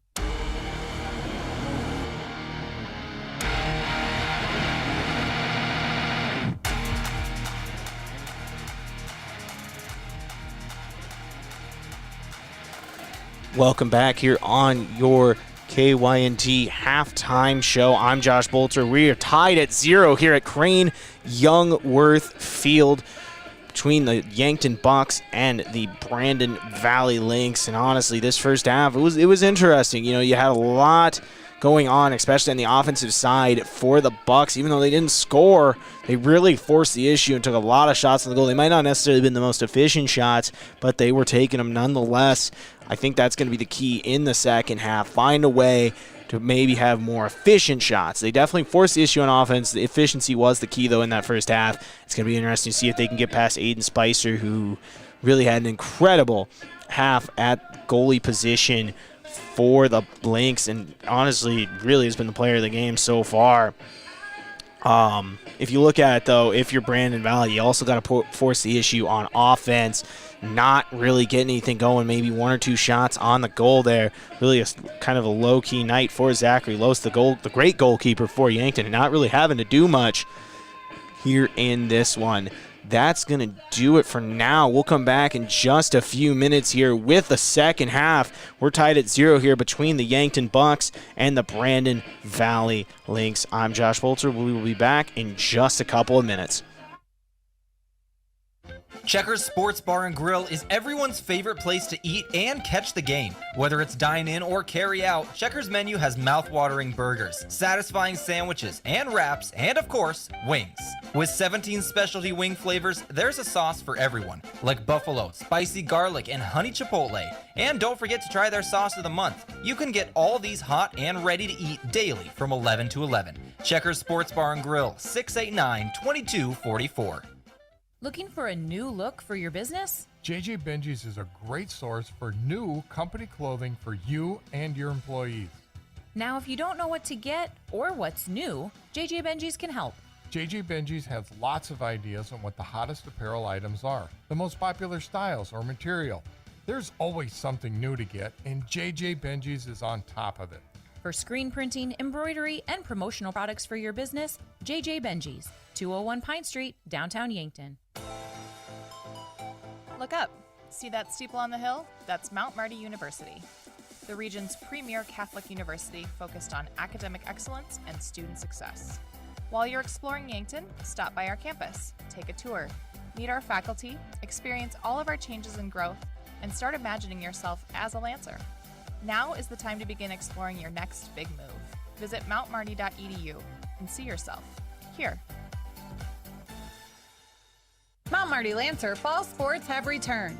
Unfortunately, with them may come injury. The Yankton Medical Clinic provides patients with the latest technologies and procedures in orthopedic care. Orthopedic surgeons Dr. Brent Adams and Dr. Jeremy Kudera specialize in athletic injuries, including fractures and sprains, shoulder, ankle, and knee injuries, and more. They'll have your favorite athlete back in the game in no time, offering the highest level of care right here at home. Call the Yankton Medical Clinic today. So much care, so close to home. Olson Pest Technicians is a family-owned business since 1966. And with over 50 years of pest management, they understand your issues, and their well-trained team will help you solve your pest problems. Issues with cockroaches, ants, bedbugs, bats, termites, spiders, rats, mice, or other creepy crawling pests? Give your home a fresh start and use the proven method of fumigation to take care of your pest problem. Olson's Pest Technicians will thoroughly get rid of pests so you can rest easy again. Call Olson Pest today, 800-KILL-BUG. That's 1-800-KILBUGS.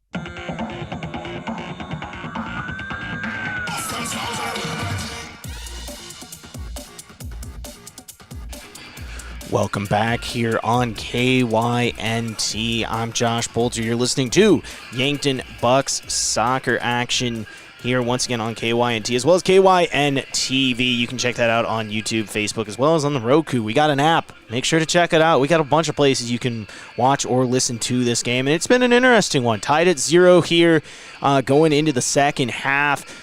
Bucks and the Lynx of Brandon Valley facing each other here today, and really it's kind of been a story of the Bucks not really being efficient on offense. They've gotten plenty of attacks on the goal, keeping Aiden Spicer busy. The problem is they haven't been taking efficient shots. It's going to be interesting to see if they can change that in the second half as they go here. Either way, though, kind of a quiet night for the goalkeeper, Zachary Lose for Yankton. Not really having to do much on the defensive end so far. So it's just a matter of them trying to get something going on offense here if you're the Bucks. Looking ahead here, though, once again, it's just going to be interesting to see what happens in the second half. Bucks trying to move to 5-0. 5-0-1 on the season. Winners of 4 straight. Only match they tied in was that opener against Sioux Falls Lincoln. It'll be interesting to see if they can do that. Brandon Valley trying to move to 2-4-1 if they get a victory tonight. Either way, going to be interesting to see what happens here in the second half. We're going to take another quick break. We'll be back in 60 seconds. I'm Josh Bolter. You're listening to KYNT and KYN-TV. A physical therapy plan of care is completely individualized to you, the patient. I'm Dave Holland, physical therapist at Overland Rehab. If you have had a shoulder injury or surgery and have been prescribed physical therapy, we'll address your unique goals in recovery with a plan designed just for you. Contact Overland Rehab for convenient appointments in 8 locations in Northeast Nebraska and right here in Yankton, located on West 8th Street, otherwise known as the Lake Road. When it's time for school, it's time to stop at Cenex. You can fill up your car with high-quality gas and fill up your stomach with a quick breakfast.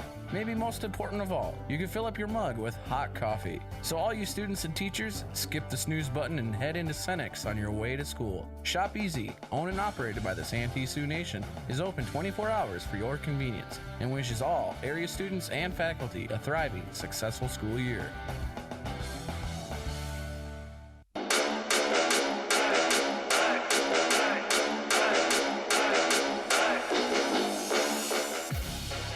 Welcome back here on KYNT and KYN-TV. I'm Josh Bolter as we're getting ready here for second half action here between the Yankton Bucks and the Brandon Valley Lynx here, tied at 0 going into the second half. Really a half where Yankton forced the issue on offense but weren't able to capitalize and didn't necessarily get anything going. That was your halftime show here. So we're getting ready for the second half here. Bucks trying to move to 5-0-1 on the season, winners of 4 straight. It's the first game they've actually played since August 28th. Their last game was postponed against O'Gorman. That was moved. Looks like it'll be on the 11th. That'll be this Saturday at 9 a.m. So they'll make that one up. But either way, the next game you'll hear on KYNT and KYN-TV for the Bucks will be on Thursday, where they'll have a doubleheader with Brookings. That'll be the Bucks and the Gazelles. That'll start at 4 p.m. with the Bucks going first on Thursday. We will have that. I'll be here, of course. Bryce will be here running camera, doing an awesome job as always. We're getting ready to go here in the second half. He's waving at me, telling me not to call him out. Anyways, we're getting going here in the second half. We got Gage Becker ready to kick this one off. Possession Bucks to start the second Bucks half. with the possession once again. Here tied at 0 going into the second half.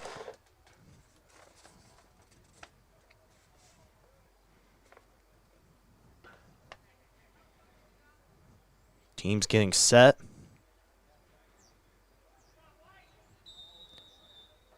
Becker now kicks this one over to Yassett. Yassett boots this one down the left flank. And that's going deep into Lynx territory, and that's going to roll out of bounds on the left flank. Right away taking a shot, trying to set things going on down there, getting more pressure on that Lynx side. Now throwing it in and blocking it will be Jacob Kirschner. Yassett now in the center channel over to Fortner. Fortner over to Beats in the right half space. Beats back over to Ty Bindi. Bindi now over to Johnson. Johnson back over to Jensen in the center channel. Kirschner now down the left half space. Going to be Becker now taking in the attacking box. Becker now getting it back to Hebda. Hebda now over to Johnson. Johnson back over to Kirschner at the left half space. Kicks over the right half space to Trace Jensen. Jensen down the right flank now over to Fortner. Fortner now kicks in the center channel to Pavlish. Fortner takes a shot there. No good. My correction, Pavlish there. On that one taking the shot. No good. Aiden Spicer now getting ready to kick this one back out. The goalkeeper for Brandon Valley was really active there in that first half. Header there from Trace Jensen. Kicking this one is Lane Williams down the left flank. And picking it up is Connor Aiken for the Lynx. That's going to go out of bounds. Going to be Fortner throwing this one in. Fortner now over to Ty Bindi. Bindi now over to Kirschner down the center channel. Milo Johnson back over to Ty Bindi, getting it into that center circle there. Over to Milo Johnson, back over to Kirschner now. Kirschner now taking it to the halfway line. Kirschner now trying to get this one up. That's going to be stolen there by number 4, Connor Aiken. Kicks it down in the center circle. Kirschner now with it at the halfway line in that center circle, pushing it down the right flank. Looking for Beats. Beats making a push down the right flank. He's got to look. Beats kicking into that center channel, into that center part of the attacking box, and that's going to be blocked there by number 8, Noah Chan. But there's going to be another corner kick for Ethan Yassett. Something we saw early and often from the Bucks in that first half. We saw 4 corner kicks in the first 4 minutes for the Bucks, and starting here again is another one in these first couple minutes of the second half. Ethan Yassett now back on the corner kick. Missing the header attempt there is Hebda, but that's going to be blocked by Beats. Chasing it down is Fortner. Fortner now over to Yassett, back over to Fortner in the right flank. Takes a deep shot and looking for Hebda. Just missing it is Hebda. Becker trying to get the header now and misses it. And it's going into the left corner of that attacking box and out of bounds.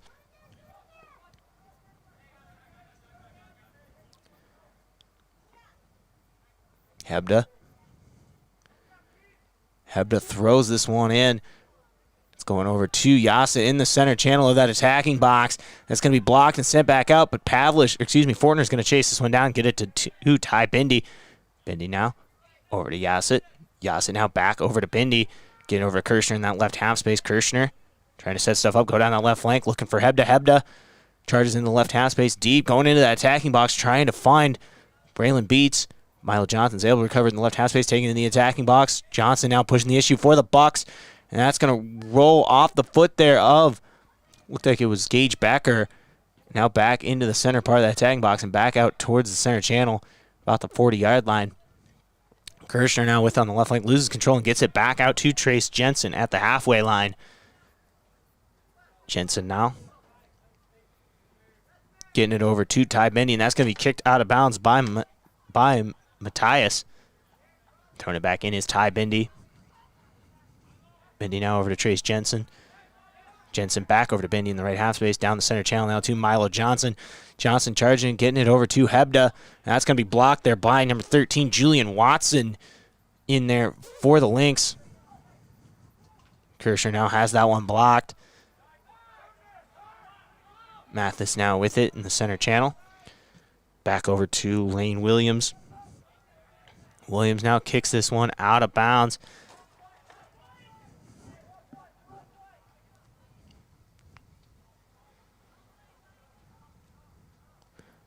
Throwing this one in now, it's going to be number 9, Joey Anders, in on that one for the Lynx in the left half, or in the right half space. Aiden Spicer now is going to boot that one, the goalkeeper, all the way down in that center channel. It's going to be picked back up by Trace Jensen. Kirscher now within the left half space on his own side of the field. Milo Johnson now back over to Jensen in the center channel. Jensen looking for Fortner. Fortner now back over to Bindi in the right half space. Up into that center circle to Milo Johnson. Johnson at the halfway line now, kicking it over into that left flank. Looking for Kirshner. Kirshner now up to Hebden. That's going to go out of bounds. Throws it down there to Gage Becker. Becker has a look at it and isn't able to catch up to it. And knocking it out of bounds is number 13, Julian Watson. Looks like we're going to get a corner kick here from Ethan Yassett. To take the corner. 34-14 remaining in this one. We're tied at 0. I'm Josh Bolter. You're listening to KYNT as well as KYN TV. Once again, corner kick here from Ethan Yassett.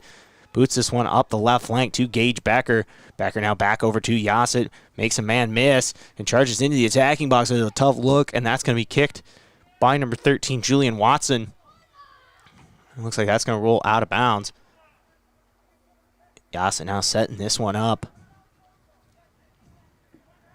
Free kick box.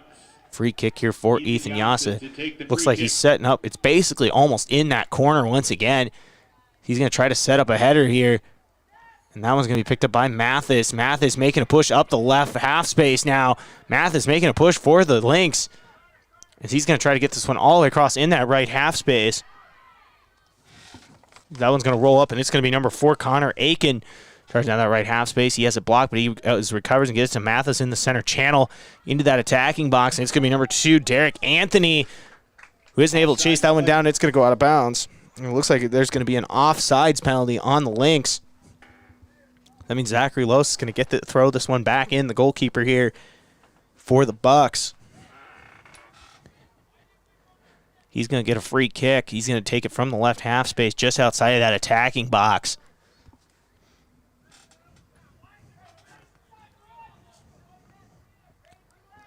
Los now kicks this one deep. Off the head there, up number 8, Noah Chan for the Lynx. Now he's going to push it up the right half space, and that's going to be blocked there by Trace Jensen. Jensen now over to Bindi in the right half space at the halfway line. Fortner in some trouble, has 3 Lynx defenders on him, was able to save it and get it back out to Bindi. Bindi now pushes it back to Trace Jensen. Jensen now boots this one all the way back to the goalkeeper, Zach Loest. 32-14 remaining in this one. That one now. Loest kicks that one deep and out of bounds over on the left flank. Into the Lynx lineup, number 5, Justin Best. Justin Best checking in now for the Lynx. Throwing this one in now is number 23, Owen Van Ness. That shot on the goal is no good there. Looks like it was from number 9, Joey Anders. Excuse me, that was Justin Best, and that's going to go wide left and out of bounds. Into the Bucks lineup, number 1, Alexander Knuckles. Alexander Knuckles checking in now for the Bucks. He saw plenty of action there in that first half. Los now kicks it into Hebden on the left flank at the halfway line. This one's going to be stolen by Anders. Anders now has that one stolen by Becker. Becker making a push up the left half space, looking for Hebda. But that's going to be sent out of bounds. Looks like it was Julian Watson chasing after that one as well. Anyway, this one's basically in that right corner, and that's going to be a corner kick for Ethan Yassett. Making another one. This is already their 3rd corner kick in the first 10 minutes. Bucks really have had opportunities on the corner kicks. This is their 8th corner kick of the match. Haven't really been able to capitalize on it, though. This one now sent back in towards the center channel. Kicking it is Fortner. He's got another shot here on the right side of that attacking box, but kicked out of bounds there by number 4, Connor Aiken. And throwing it in will be Fortner. Fortner now throws this one in off the head there of number 12, Brady Thompson. And back into the left half space. Looking for it is Pavlish. Pavlish now out to Kirshner on the left flank. Kirshner back over to Pavlish in the left half space at about the 25-yard line. Pavlish now over to Knuckles, who's going to take a shot at the goal just outside of the attacking box and misses. No good. Alexander Knuckles, the junior, taking a shot, isn't able to get that one to go. 30 minutes remaining here in this one. Aiden Spicer kicks this one up past the halfway line and into that center circle there. Knocked out of bounds by Jacob Kirschner, the senior for the Bucks. This one going to be thrown back in now by number 9, Joey Anders. Anders now throws this one on the right flank. Knocked out of bounds once again. It's going to be number 2, Derek Anthony, throwing it in here. My correction, he has dropped the ball, and now it's going to Joey Anders once again. Anders throws this one in. That's going to go into the attacking box. Looks like it's going to be booted out of there. Looks like it's number... Hard to tell from here. It looks like it's number 4, Ty Bindi, maybe in on that one. This one's back in play. And thrown and kicked into the attacking box there by number 4, Connor Aiken. But Fortner's able to just kick that one out of bounds. And it's going to be a corner kick here for the Lynx. Mayor Mattis to take the It's going to be Mayor Mattis back to kick this one. 29 minutes remaining in this one. Once again, Mattis back to kick the corner kick here for the Lynx. He's a senior. Kicks this one. Takes a shot on the goal. Saved by Lowe. Sliding save there. Incredible save by Zachary Lowe. Had a look there. Did Brandon Valley that they wanted, and Lowe slid in and saved that one. Lowe really with his first challenge of the afternoon. So he boosts this one up past the halfway line.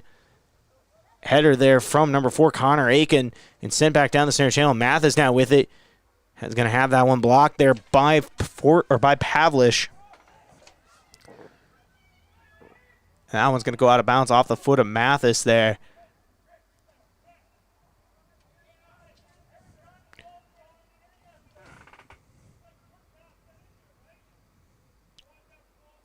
Refs are having a conversation here right now.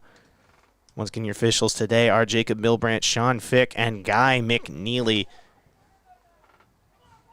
Yankton's going to be throwing this one in here deep in their own attacking box as a header there off the throw-in from number 5, Justin Vast. Hebda now. Getting ready to throw this one in here. 27:40 remaining in this one. Milo Johnson checking in on this one. Hebda throws it in now, and that's going to be stolen by Mathis. Mathis trying to make a play. Mathis charging into the attacking box in that center channel there, and Mathis is going to take a shot. Saved once again by Zachary Lose, the senior goalkeeper.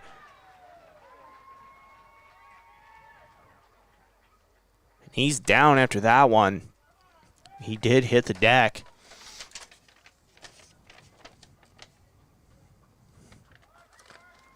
Mathis gets up quickly, though. He is walking a little slow. Either way, he is up. 27-25 remaining in this one.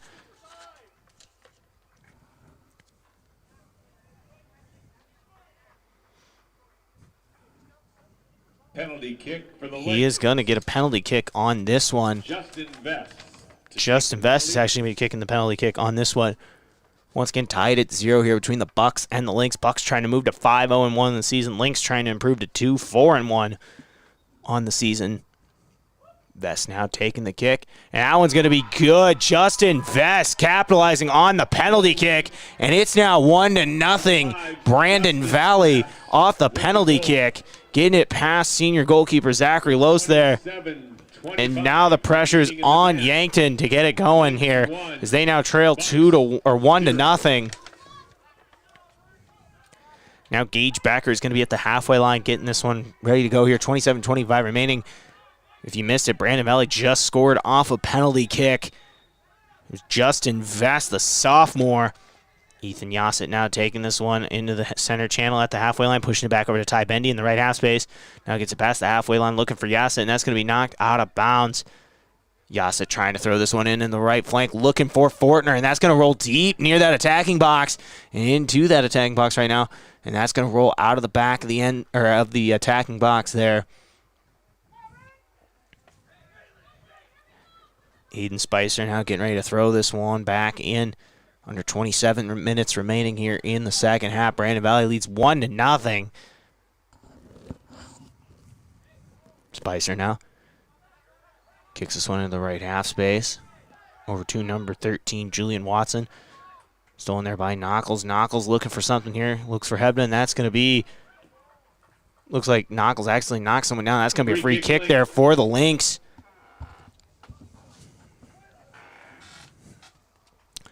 Looks like they're going to let the goalkeeper, Aiden Spicer, take the free kick from that right half space there, and he boots that one deep down into the center channel. And saved there by Zachary Loest. Once again, Brandon Valley leads 1-0 off of a penalty kick there from Justin Vest. Loest boots this one deep past the halfway line. Hebden now picks up in the left half space, gets it over to Yassett. Yassett now down the left flank to Becker. Becker's got to look. He's looking for Beats and isn't able to find him. Saved there by Spicer once again. Aiden Spicer showing up here today for the Brandon Valley Lynx, and it really shows on the scoreboard. 0 points for Yankton today. As Aiden Spicer really has been the difference here for the Lynx, who are trying to get their second win of the season. And as you see that one there, and kicked out of bounds by number 24, Milo Johnson here for the Bucks. Joey Anders now getting ready to throw this one back in. 25-15 remaining in this one.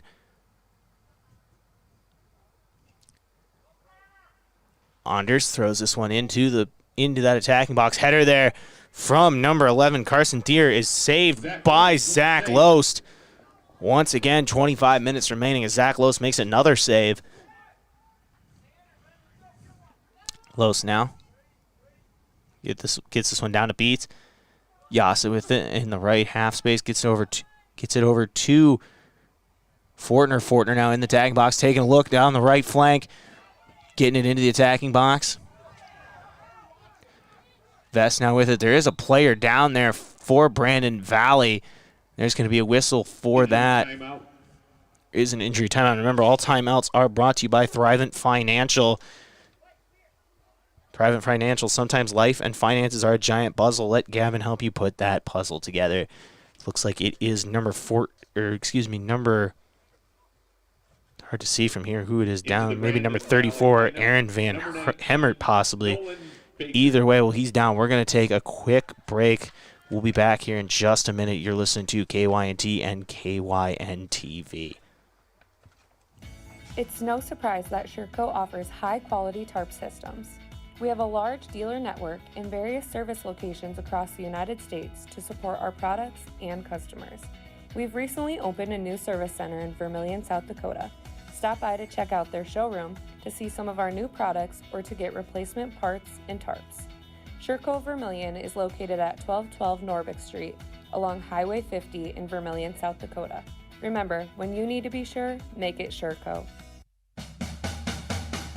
What do you want to do when you retire? Whatever your dreams, you have the power to help make them a reality. Meet with a Thrivent financial professional and explore options that can help you prepare for retirement. Options you may not even be aware of. For more than 100 years, Thrivent Financial has been helping Christians be wise with money. Contact me, Gavin Zimmerman, at 605-260-4964, and I can help you retire with confidence.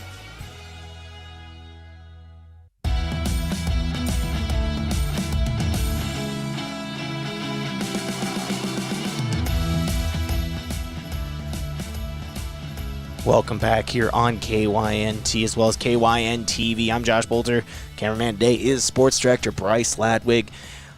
Had an injury on the field. It was number 12, Brady Thompson, the sophomore for Brandon Valley. He was helped off the field. He's being looked at right now. As we stand here, 24 minutes, 35 seconds remaining in this one. Yankton trails 1-0 against Brandon Valley here. Yankton trying to avoid their first loss of the season. Milo Johnson now kicks this one down the left half space to Zach Hebda. Becker chasing after into the attacking box there. And that one's going to go out of bounds. Looked like it was him and number 13, Julian Watson, going back and forth on it. Now it's going to be another corner kick here for the Bucks. They haven't been able to capitalize on it yet, but they've had plenty of opportunities, 10 today. Yasid now, the senior, getting ready to kick this one. Points in the sky, sends this one flying into a fray. And that one's going to be the header from Pavlich. No good. Kick there from Knuckles is sky high. And if we're playing American football, then yes, that one is good. But unfortunately, that is not the case for the Bucks, as that one goes clear over the goalpost and out of bounds. Eden Spicer now sends this one down the center channel, past the halfway line, kicked up in the sky by Ty Bindi. Header there from number 19, Nolan Baker. Pavlish getting it over to Knuckles into the left half space. Hebden now taking it down the left half space, making a charge near that attacking box into the center channel. Yassett now with it. Loses it, and that's going to be kicked back up by Max Williams. Mathis now gets it over to number 2, Derek Anthony, who boosts that deep into the right half space. Bendy sends it back over the halfway line into that left flank for Brandon Valley. And that's going to be out of bounds. It looks like it went off the foot of number 19, Nolan Baker, the sophomore for Brandon Valley. Kirshner now over to Milo Johnson in the left half space. Kirshner over to Knuckles. Hebda now taking the left half space down the center channel, looking for Knuckles, who blocks that one almost with his shoulder, it looked like. Now Hebda within the center channel loses it. It's going to be picked up by Watson. Watson now over to Tier, boots that in the right half space. Bindi looking for Pavlish. Pavlish now has that one stolen. He falls on it. That's going to stay with Yankton. 22-20 remaining in this one.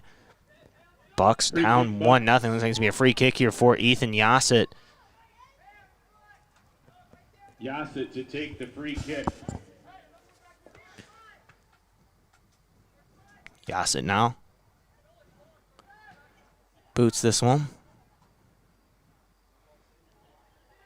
Gets over to Knuckles, who's taking the attacking box and takes a shot. Saved once again by Spicer. That one wasn't necessarily close. Spicer falls on it anyways. Another save there for the senior. Really having a phenomenal match here today. This one booted past the halfway line, down that center channel, and rolling deep into the attacking box. Ty Bendy chasing after it now. He boots that one down the left half space and into that left flank, and it's going to be picked up by number 2, Derek Anthony, before going out of bounds. Into the Brandon Valley lineup, number 33, Hayden Nyhoff. Returning for the Bucks, number 3, Trace. Hayden Nyhoff checking in here. He's a junior for Brandon Valley. Once again, Hayden Nyhoff checking in.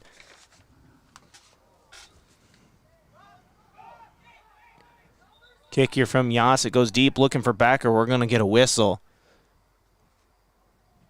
Just under 21 minutes to play here. Almost halfway through the second half. Yankton trails 1-0 here. Penalty kick from Justin Vest is the difference in this one.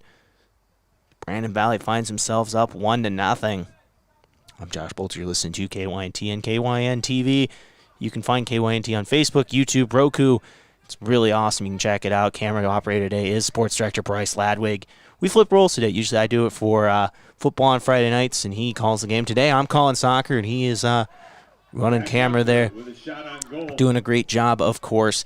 So we continue here. Once again, you can also find it on 102.1 KYNT as well as AM 1450. So make sure to check this one out wherever you can as we resume play here.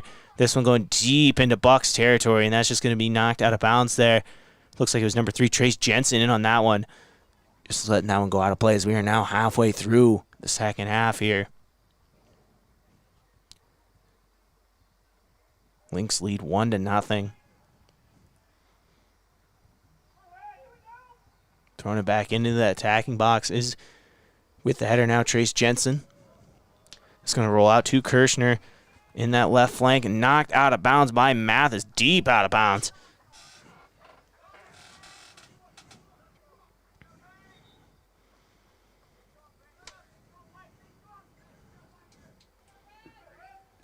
Into the Brandon Valley lineup, number 3, Jackson Haig.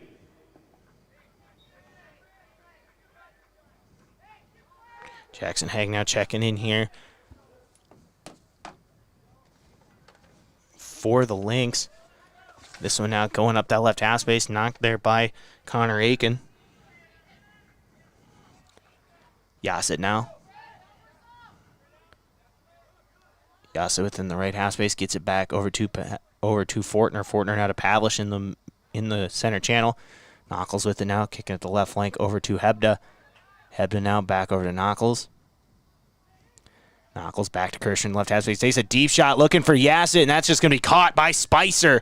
Once again, Aiden Spicer getting it done here as the goalkeeper for the Lynx, letting nothing past him here today.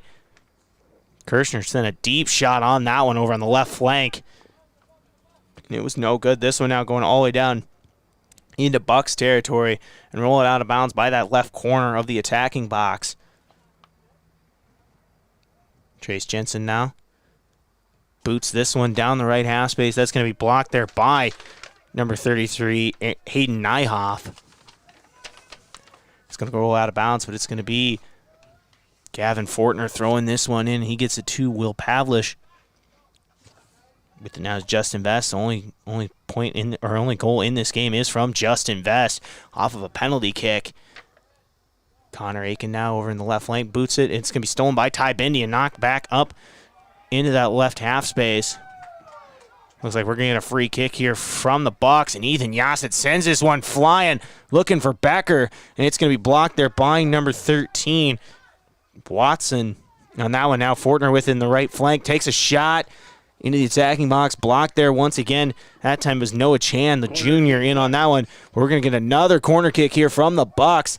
I haven't seen them capitalize on it yet today. I believe this is their 10th or 11th corner kick of the afternoon. Either way, have not been able to capitalize on that so far. With 17 minutes and 15 seconds remaining in this one, it's going to be Ethan Yassett, the senior, back to kick this one.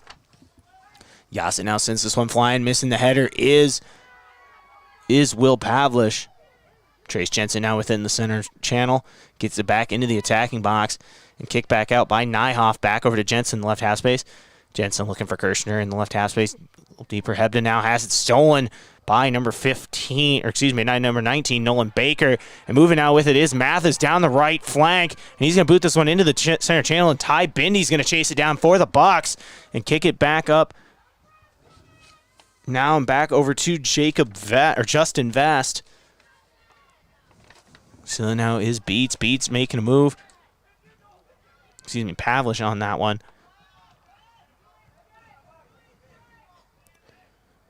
Kirshner kicking in the center channel. Gets it over to Pavlish. Pavlish now up to Yassett at the halfway line on the right channel. Yassett making a move, getting it over to Beats. Beats now in the right half space into the attacking box, looking for Yassett. Yassett trying to chase it down. That's going to be blocked by number 13, Julian Watson. They're both pointing at each other, Yassett and Watson, trying to see who's this one going to be out on. Either way, it looks like we're going to get a corner kick once again from the Bucks. Ethan Yassett once again. Yassett now boots this one. That one's going to go clear over into the left side of that attacking box and knocked out of bounds by Alex Knuckles, the junior there for the Bucks. Not able to capitalize on that one. So that goes out of bounds, just over 15:30 to play in this one. Eden Spicer, the senior goalkeeper for the Lynx, getting ready to kick this one back out. Amazing match here for Spicer as he kicks this one past the center, into the center channel, past the halfway line. Yassett trying to get the header there, doesn't get it. Becker now within the left half space. Becker pushing it up the left half space, kicking it in and looking for the shot. No good. Just over the goalpost and through the field goal post here at Crane-Youngworth Field. Got plenty of action coming up here on KYNT over the next couple of days. We got Bucks and Gazelles action, doubleheader on Thursday. I'll be here for that one starting at 4 o'clock with the Bucks taking on Brookings. I'll be here doing that. Bryce Ladwig will be running camera operator. And then on Friday, we got Yankton High School football pregame at 6:30. I'll be running camera for that one. Bryce Ladwig and Jacob Wirtz will be on the call for that. Looking forward to that one. I believe that's against Spearfish. So make sure to check all that out as we resume play here. As Habda's taking it down the left flank here, and he's going to get over to Becker. Becker now looking for Pavlish. Pavlish has that one blocked. Kirshner trying to chase that one down, but it's going to be Mathis getting it from him. And now Kirshner steals it from Mathis and tries to create a lane. And he does and gets it out of bounds. It looks like he was going to try to throw that one in, but the official reversed decision. It's going to be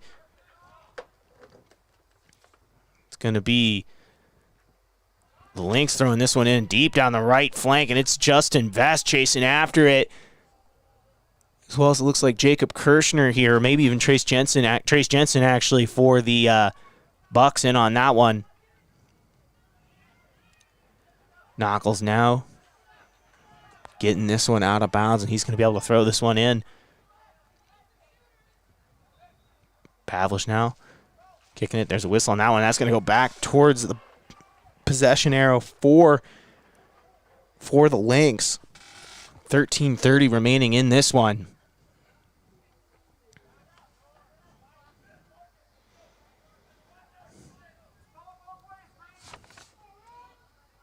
Joey Anders throwing this one into the attacking box. Header there from Ty Bendy, blocked by the Lynx and kicked out of bounds.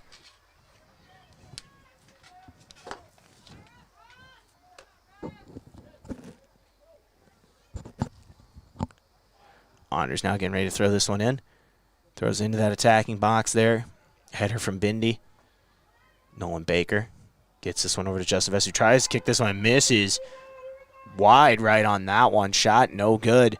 Under 13 minutes to play. Bucks running out of time on this one. Need to get a goal here to avoid their first loss of the season.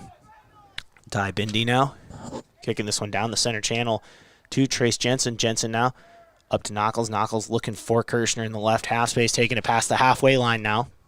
Kicks this one deep over into the left flank to Hebda. Takes a shot there, no good. Once again, saved by Aiden Spicer. Bucks still scoreless in this one.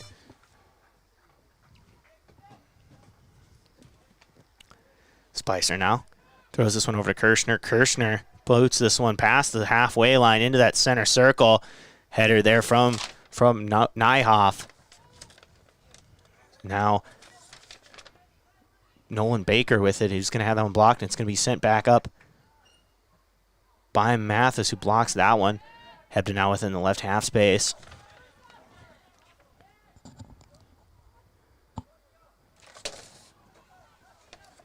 Trace Jensen taking the left half space past the halfway line over to Fortner. My apologies, Pavlish. Kirshner now over to Hebda. Hebda moving up the left half space. Kicks into the attacking box. That's going to be saved by Williams and picked up by Spicer once again. Aiden Spicer getting it done. Spicer now over to Connor Aiken. Blocked there by Bendy, but he misses and loses control of it, and he's got on the left flank now. Kicking this one into his own attacking box over to Trace Jensen. Jensen now boots this one up to Nyhoff. Nyhoff trying to get over to Vest. Vest getting it into that right half space. Hebden now moving it past the halfway line, looking for Becker. He's got Becker. If Becker can catch up to it, near the attacking box, Becker trying to slow it down, but stolen there by Julian Watson, who boots that one out of bounds. No, my correction, it's going to stay inbounds. Hebden now fighting for it. Kirshner now with it, boots it over in the right half space, looking for Fortner. Fortner booting that one up to Knuckles in the attacking box, looking for it, but a header there from Julian Watson. There's going to be a whistle there. Looks like we're getting a yellow card possibly on Knuckles. Milo Johnson into the game for the Bucks. And Milo Johnson is going to come in for Knuckles. Looks like we are going to get a yellow card there on Milo Johnson. Into the Brandon Valley line. Just over 10:30 to play in this one. Number 40, Trevin Busa. Bucks having all kind of struggles on offense today. Defensively, they've played pretty well. The only thing they've given up is that penalty kick to Justin Vest early in the second half. And that is the difference in this one as Brandon Valley leads 1-0. Brandon Valley trying to get their second win of the season. Sitting at 1-4-1 coming into today. This would be a big win for them. Bucks trying to avoid their first loss of the season. They do have one tie against Sioux Falls Lincoln at the beginning of the year, 1-1. Right now trying to avoid that first loss as they sit at 4-0-1. So now it's going to go the Bucks' ways. Yassett throws it down that right flank, looking for Beats. Beat off the head of Beats. Down there as well as Backer, and that's going to roll out of the back of the attacking box.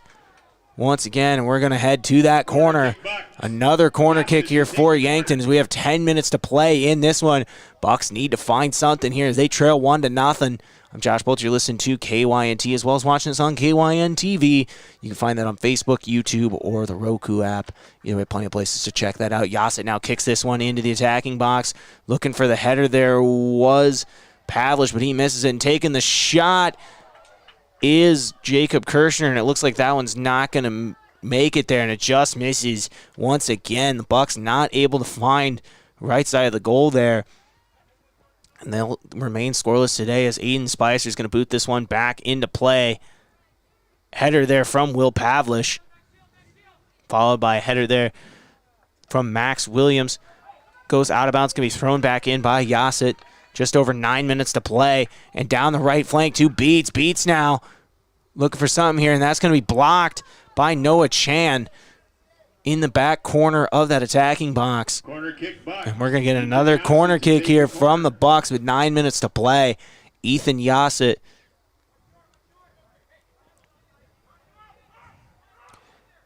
Yassett now kicks this one in, just missed there. And taking a shot is Hebda, who takes another shot. Spicer's able to save it, though. Quick recovery there from Aiden Spicer. Hebda had the shot he wanted, and Spicer's able to get his left arm in the way and catch it. Heck of a play there from the senior for the Lynx.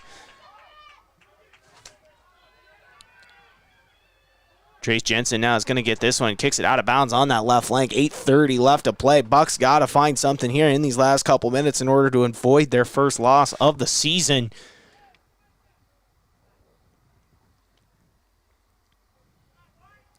Throwing in now is Joey Anders for the Lynx into that left side of that attacking box. Milo Johnson out, fighting for the ball. Picking it up is Pavlich, getting it down that center channel, looking for Yassett and misses and kicked all the way back. Bindi now over to Hebda, who gets the header. Jacob Kirschner in on that one. Under 8 minutes to play now.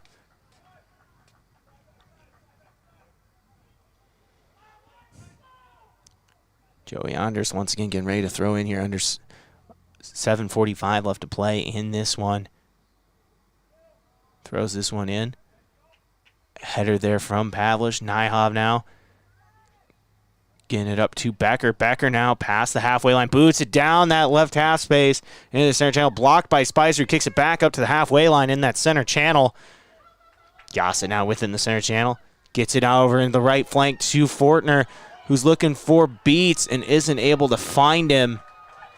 That's kicked out of bounds. 7 minutes remaining in this one.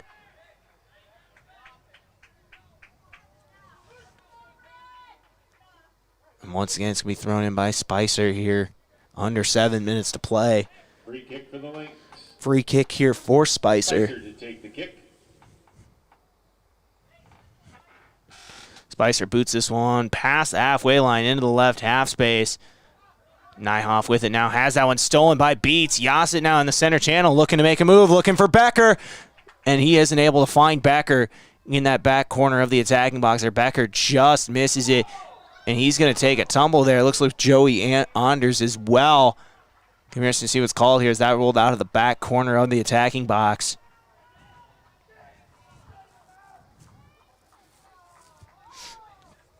Spicer now getting ready to kick this one basically from that right corner there. So he boots this one down the left half space, and that's going to be picked up by Milo Johnson. Yassett now with looking for Becker in the left half space. Becker making the charge, attacking box, maybe his best look of the day. Takes a shot, no good. Rejected again and picked up by Aiden Spicer. Once again, making another save when he needs it. Under 6 minutes to play. A good shot there from Gage Becker. Just an even better play from Aiden Spicer. Fortner now with it in the right flank. Fortner kicking it up to Pavlich. Pavlich trying to make a move down the right flank, making a charge. Pavlich making it down into the attacking box here, taking a shot. No, falls. And that's going to be picked up by number 8, Noah Chan. Chan now pushing it up the left flank, stolen by Trace Jensen.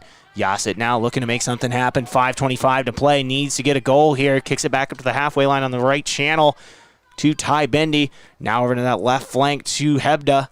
Hebda now back up to Kirschner. Kirschner trying to make something happen in the center channel to Pavlich. Pavlich looking for it here in that center channel, making a move towards the attacking box. Pavlich takes a shot. No good. Saved by Aiden Spicer once again with 5 minutes to play. Will Pavlich with a deep shot in that center channel. Had the right look. It just was an even better play once again from Aiden Spicer. Bendy now chasing it back down into his own attacking box, and that's going to roll out of the back of it. Once again, flipping the field is Aiden Spicer, doing what he needs to do when he has to.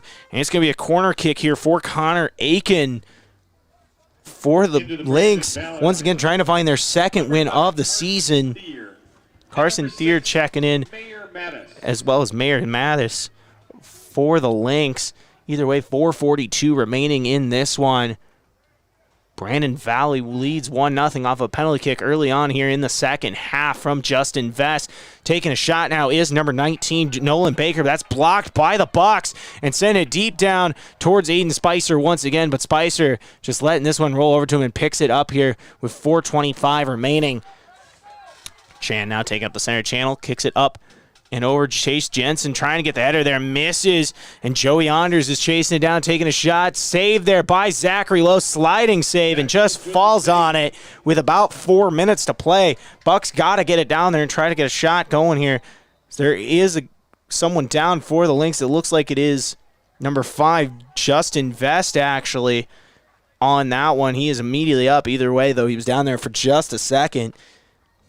Back up now. He's the only one with a goal in this one off a penalty kick early on in the second half. That's why the Lynx lead 1-0, trying to go for their second win. Bucks trying to avoid their first loss of the season, sitting at 4-0-1. Going to be a thrilling last couple of minutes. Here's the Bucks try to avoid their first loss of the season. I'm Josh Bolter. You're listening to KYNT as well as watching us on KYN-TV. Lowe's now kicks this one past the center line. Over in the left flank, Hebda's got to look here. Hebda tries to get into that center channel to Beats. Beats looking for it. Header there from Watson.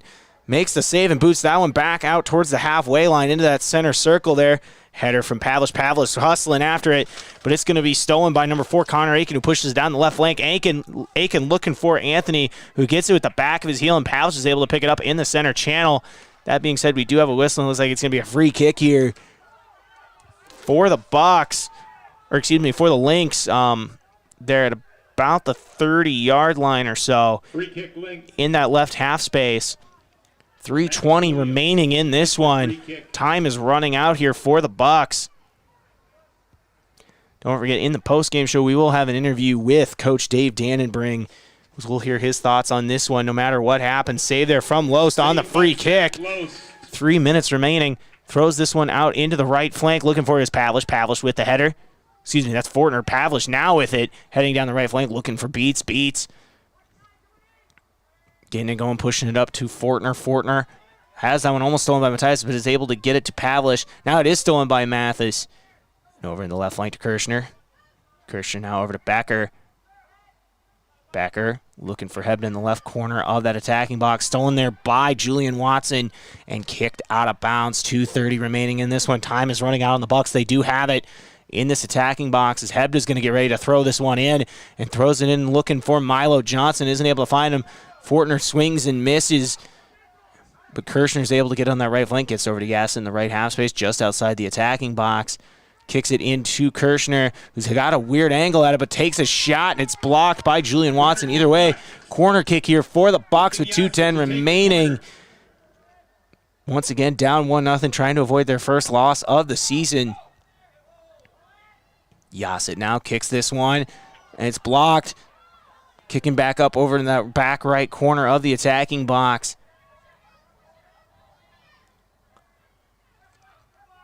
Jensen now gets the left flank, gets it into that attacking box, back off the foot of Becker, and rolls back out into that center channel, trying to find Pavlich. Kirshner isn't able to get it, but Bendy saves it into that right half space, kicking in the right flank to Yassett. Yassett now pushes the issue, pushes in the attacking box, 2 beats, and that's going to roll out of bounds. Just 1:30 remaining, and that's going to go to the to the Lynx there as time is running out. 1:20 remaining in this one. Time running out once again on the Bucks here, trying to avoid their first loss of the season. Header there from Pavlich. Header there from Beats. Heading in the center channel is Yassett. Over to Becker. Becker now over to Yassett. Looking there for the goal is Johnson. Gets another shot. No good. Gets another one. No good again. Recovers. Aiden Spicer with 2 back-to-back blocks there on Milo Johnson, the goalkeeper. That's going to roll back out and into the left flank at about the 40. 48 seconds remaining, and now it's going to be Lynx possession as they're going to throw this one back in. You really feel like that was the best shot the Bucks have had all afternoon. Back-to-back shots there for Milo Johnson. Johnson, a junior now. The Bucks get this one back. Yasin into the right half space, having to make something happen. 30 seconds to play. And this one's going to be blocked there by the Lynx, and that's kicked all the way back down there by number 4, Connor Aiken, over to Zach Lose, the Yankton goalkeeper. Now just 19 seconds remaining here for the Bucks as Lose kicks this one into the center channel. Header there from Kirshner, loses it, and kicked all the way back down by Julian Watson with 10 seconds to play. That being said, we do have a whistle. His clock's running once again. 5 seconds, 4, 3, 2, 1, and that'll do it in this one where Brandon Valley takes the win and gets the upset 1-0 over the Yankton Bucks off of a penalty kick from Justin Vest, and the Bucks will suffer their first loss of the season as they fall to 4-1-1 on the season. That's going to do it for this one. We'll be back in just a couple minutes with the postgame. Bryce Ladwig will be joining me, as well as Coach Dave Dannenbring. Don't go anywhere. I'm Josh Bolter. Bucks fall 1-0 here against Brandon Valley. We'll be back here in just a couple minutes on KYNT and KYN TV. At Avera, our orthopedic care and services are designed for every body and every age, which means Avera Sacred Heart Hospital in Yankton offers innovative treatment options customized to your bone, muscle, and joint needs. So whether you suffer from aches, breaks, tears, or dislocations, turn to the orthopedic team experienced in treating every body. Learn more by visiting the Avera Sacred Heart page on avera.org.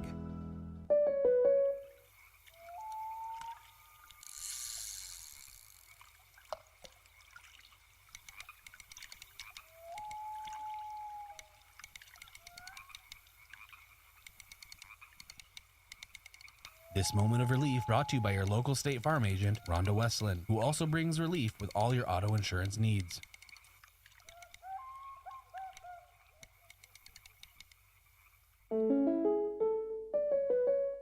Here's some big news. Wilson Trailer in Yankton has new starting wages. Assemblers start at over $20 per hour and welders start at over $22 per hour. New wages and great benefits. Wilson Trailer in Yankton. For more, go to jobfair.works. 20, breaks it, tackle 15, 10, 5, dives, touchdown, South Dakota! South Dakota Coyote football and volleyball are back, and you are invited to the party. Celebrate the return of Coyote Nation in the newly renovated Dakota Dome and the Sanford Coyote Sports Center by securing single game or season tickets today. Outside attack, Junkie, you'll get the kill! The game day atmosphere has never been more electric. Get tickets to the biggest games, including the home openers and Dakota Days. Visit goyotes.com/tickets for more information. We are South Dakota. Well, throw that in the trash. What happened? I was watching the game on KYN TV, and the TV went out. Don't trash it. Recycle it at Recycle IT. What's that? The electronics recycling company here in Yankton. They're open Monday, Tuesday, Wednesday from 9 to 6. Not in a landfill and not in a ditch. 605-653-9913. RecycleItYankton.com. Have aches and pains taking you out of your game? Who are you going to call? At First Chiropractic Centers, we have been helping people get back into their game for over 37 years. Whether your game is sports related, doing household chores, exercising, or just day-to-day activity, and your pain is preventing you from enjoying or participating in your chosen activity, we can help. Who are you going to call? First Chiropractic Centers in Yankton, Scotland, Bloomfield, Hartington, Wagner, and Tyndall. First Chiropractic Center, whole health with hands-on healing. This past year, we have all spent lots more time at home. This is Deb Speck from Vision Real Estate, and if you're ready for a change, give me a call. I'm here to make a move as easy as possible. We provide complimentary moving boxes as well as an enclosed trailer for our clients. Call me, Deb Speck, Vision Real Estate, 664-5555 to make a move. For your complete personal and business computer solutions, rely on Yankton Computer and Network Services. We provide Yankton and the surrounding communities with top-of-the-line computer equipment, repairs, and managed IT systems, along with whole home Wi-Fi, home security systems, and more. We stand behind our products and always strive to bring you the best in customer service. Give us a call today, 605-664-2222, or stop by our office located at 1901 Broadway. From all of us at Yankton Computer and Network Services, best of luck to our Yankton Bucks and Gazelles this season.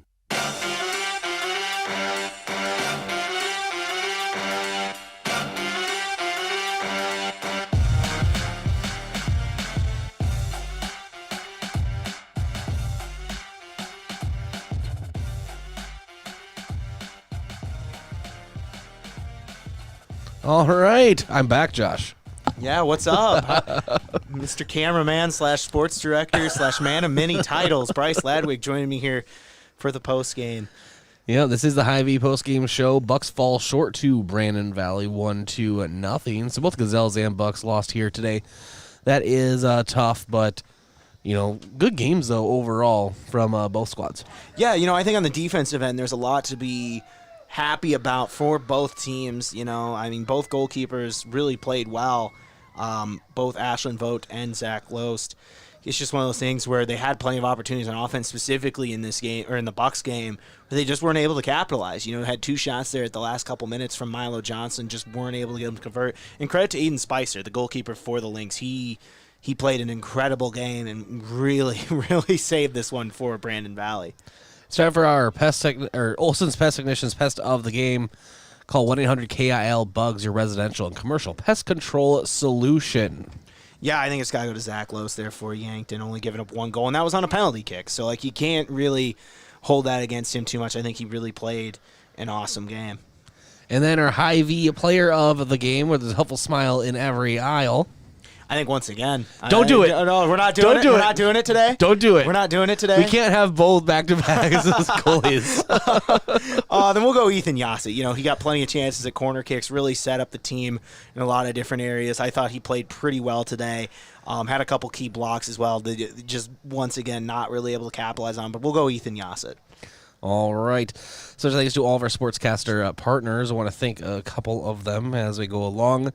One Office Solution, the one source for all your office products, including copiers, furniture, and office supplies.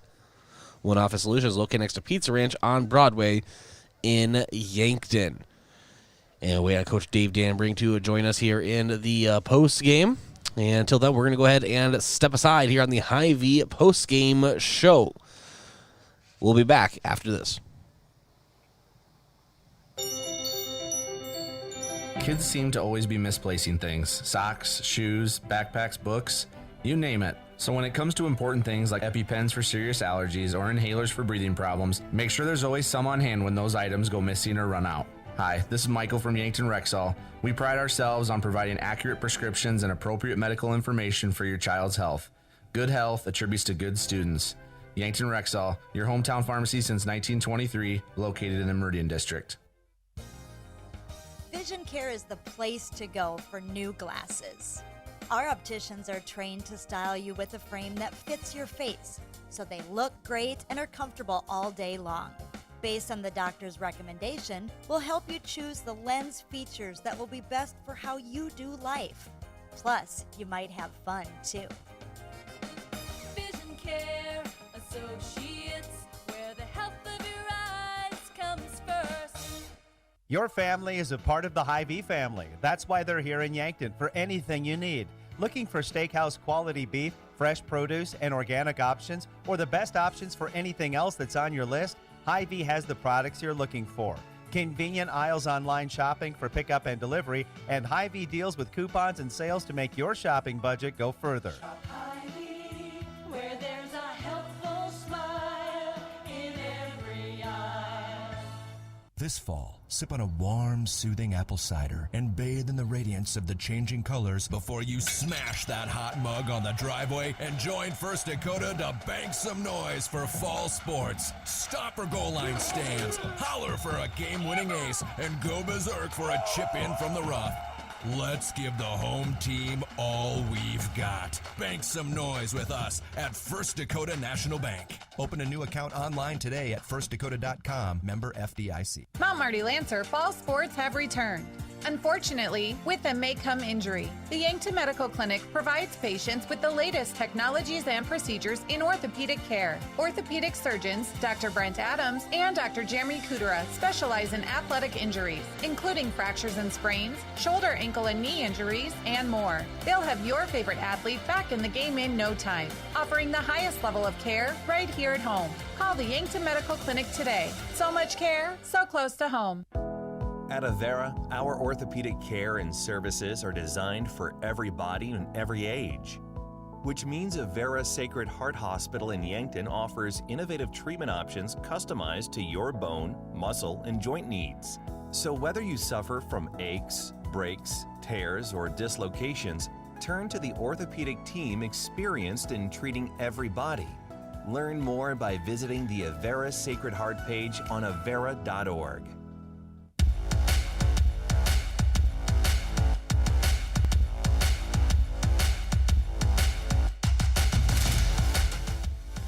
Welcome back here on the Yankton Bucks postgame show here on KYNT as well as KYN TV. It is time for our postgame coaches interview with Coach Dave Dannebring, brought to you by State Farm agent Rhonda Westland. To Rhonda, you are more than just a neighbor. You are a true neighbor that lives in the same community that you live and support. So let her support you. That's Rhonda Westland, State Farm. I'm now joined by Coach Dave Dannebring. Coach, you guys suffer your first loss of the season. Felt like you guys had plenty of opportunities on offense to maybe get something in there. Just weren't able to capitalize. Was it execution, just bad luck? What's your view on that? Well, we dominated that game.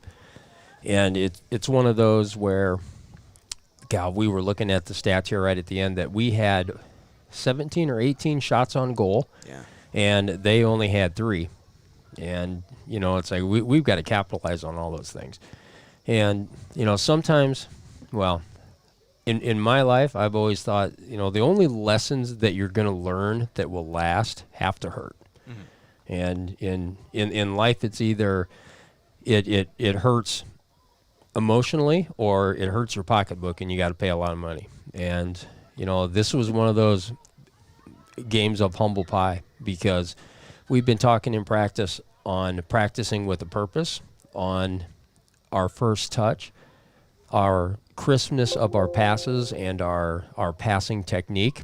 And we've had a few heart-to-hearts, and we've had a few just a few practices that just haven't been what we really want. And this was one of those nights that, well, it's going to hurt, And I had told him in practice that, if we don't practice with a purpose and we don't work on those fundamentals, when we play teams that are fast, aggressive, then we're gonna have a lot of shoulda, woulda, couldas and disappointment. And that's what we said after the game there. And one of our players, he said, we got to remember this feeling because it's exactly what we talked about. That we had so many miss hits, so many first touches that we just didn't control, so many passes that were too long, things that we've tried to work on. And then when we don't take good shots or we don't get enough on the shots, and their goalie played a great game. Holy cow, he had a lot of great saves. Then you give them some life, and then they step it up all the way around, which they did. And it's unfortunate. The first 60 seconds of the game, we could have changed it. We had a corner kick, the ball comes down, we have a wide open shot, and we miss it. And you're going to miss shots. I mean, that's why soccer is a long game, and that's why scores aren't always that high, because it's a hard game. But we've got a lot of good players, and we got to be able to put it in the back of the net. And we just had a lot of shots that were right at their goalie, and those are the things that we need to work on, and hopefully we get better. And, we're going to take our lumps. I told them, for me, with sports, it's the 24-hour rule. You got 24 hours to just be on top of the mountain when you win, and you've got 24 hours to sulk and feel bad for yourself and wish we would have done things different. And 24 hours from now, we're coming out to practice, and you regroup and you keep going. The good thing now is it's a good time to have the humble pie if you're going to have to eat it. Now, I'd rather go undefeated the whole season, but I would rather have this now than first round of the playoffs. Have it late in the year when we don't have that much time to improve and build as a team. And so, if it's going to happen, tonight's the night. And we need to learn from it. And that's where I'm going to press. And I told them at halftime, championship teams, they got to keep it together, and then they got to step up. So that's what we have to do.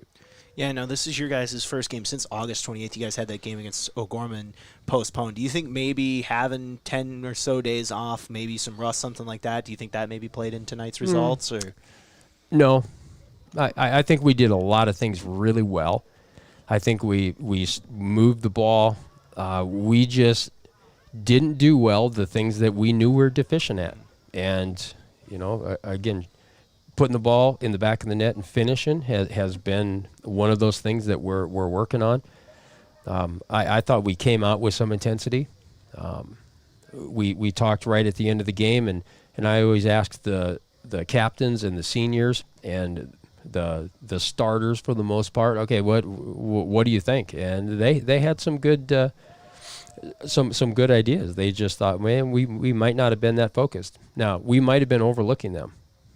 It's one of those that it's hard to just get up and have every game be that, man, this is a must win. And, it'd be pretty easy to come out and be overconfident. I'll admit when we came out, it wasn't a huge urgency. All these teams are teams that we can win or we can beat and we can win the game.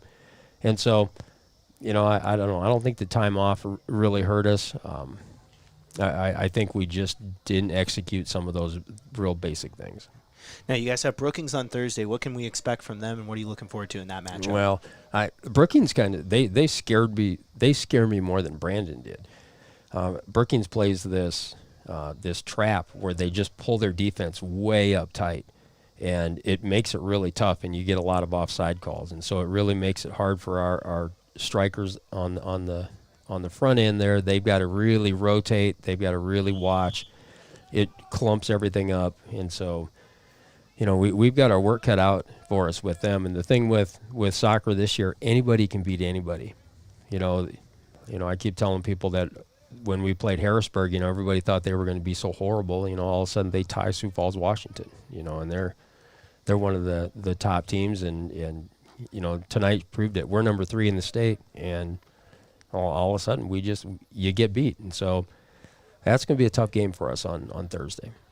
Yeah, well, I'm looking forward to it. We'll be here calling it. I believe starts at 4 o'clock. Looking forward to that one. Doubleheader action once again. I'll be here on the call with Bryce Ladwig, of course, operating camera for us on KYNT. So thank you for your time tonight, Coach. That was Coach Dave Dannenbring.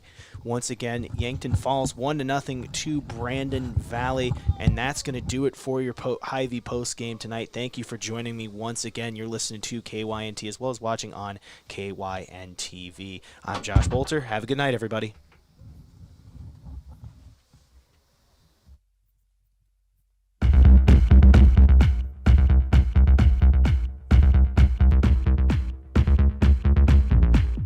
You are listening to a Riverfront Sports Station. This is Yankton High School Athletics, brought to you by 1919 Root Beer, American Foods Group, Culver's, Checkers, Gerstner Oil, JJ Benji's, Mount Marty University, MT&RC Smith Insurance, Olson Pest Technicians, Overland Rehab, Shop Easy, Sherco, Truxedo, USD Athletics, Yankton Computer and Network Services, Yankton Medical Clinic, Yankton Rexall, Vision Real Estate, Roy Wilcox State Farm Insurance, South Dakota Attorney General, Mason Schramm, Vision Real Estate, Hy-Vee, Rhonda Westland State Farm, Fuels Cleaners, Core Trust Bank, First Chiropractic Centers, Thrivent Financial, First Dakota National Bank, Avera, Vision Care Associates. Now we go live to the voice of Yankton High School Athletics, Bryce Ladwig.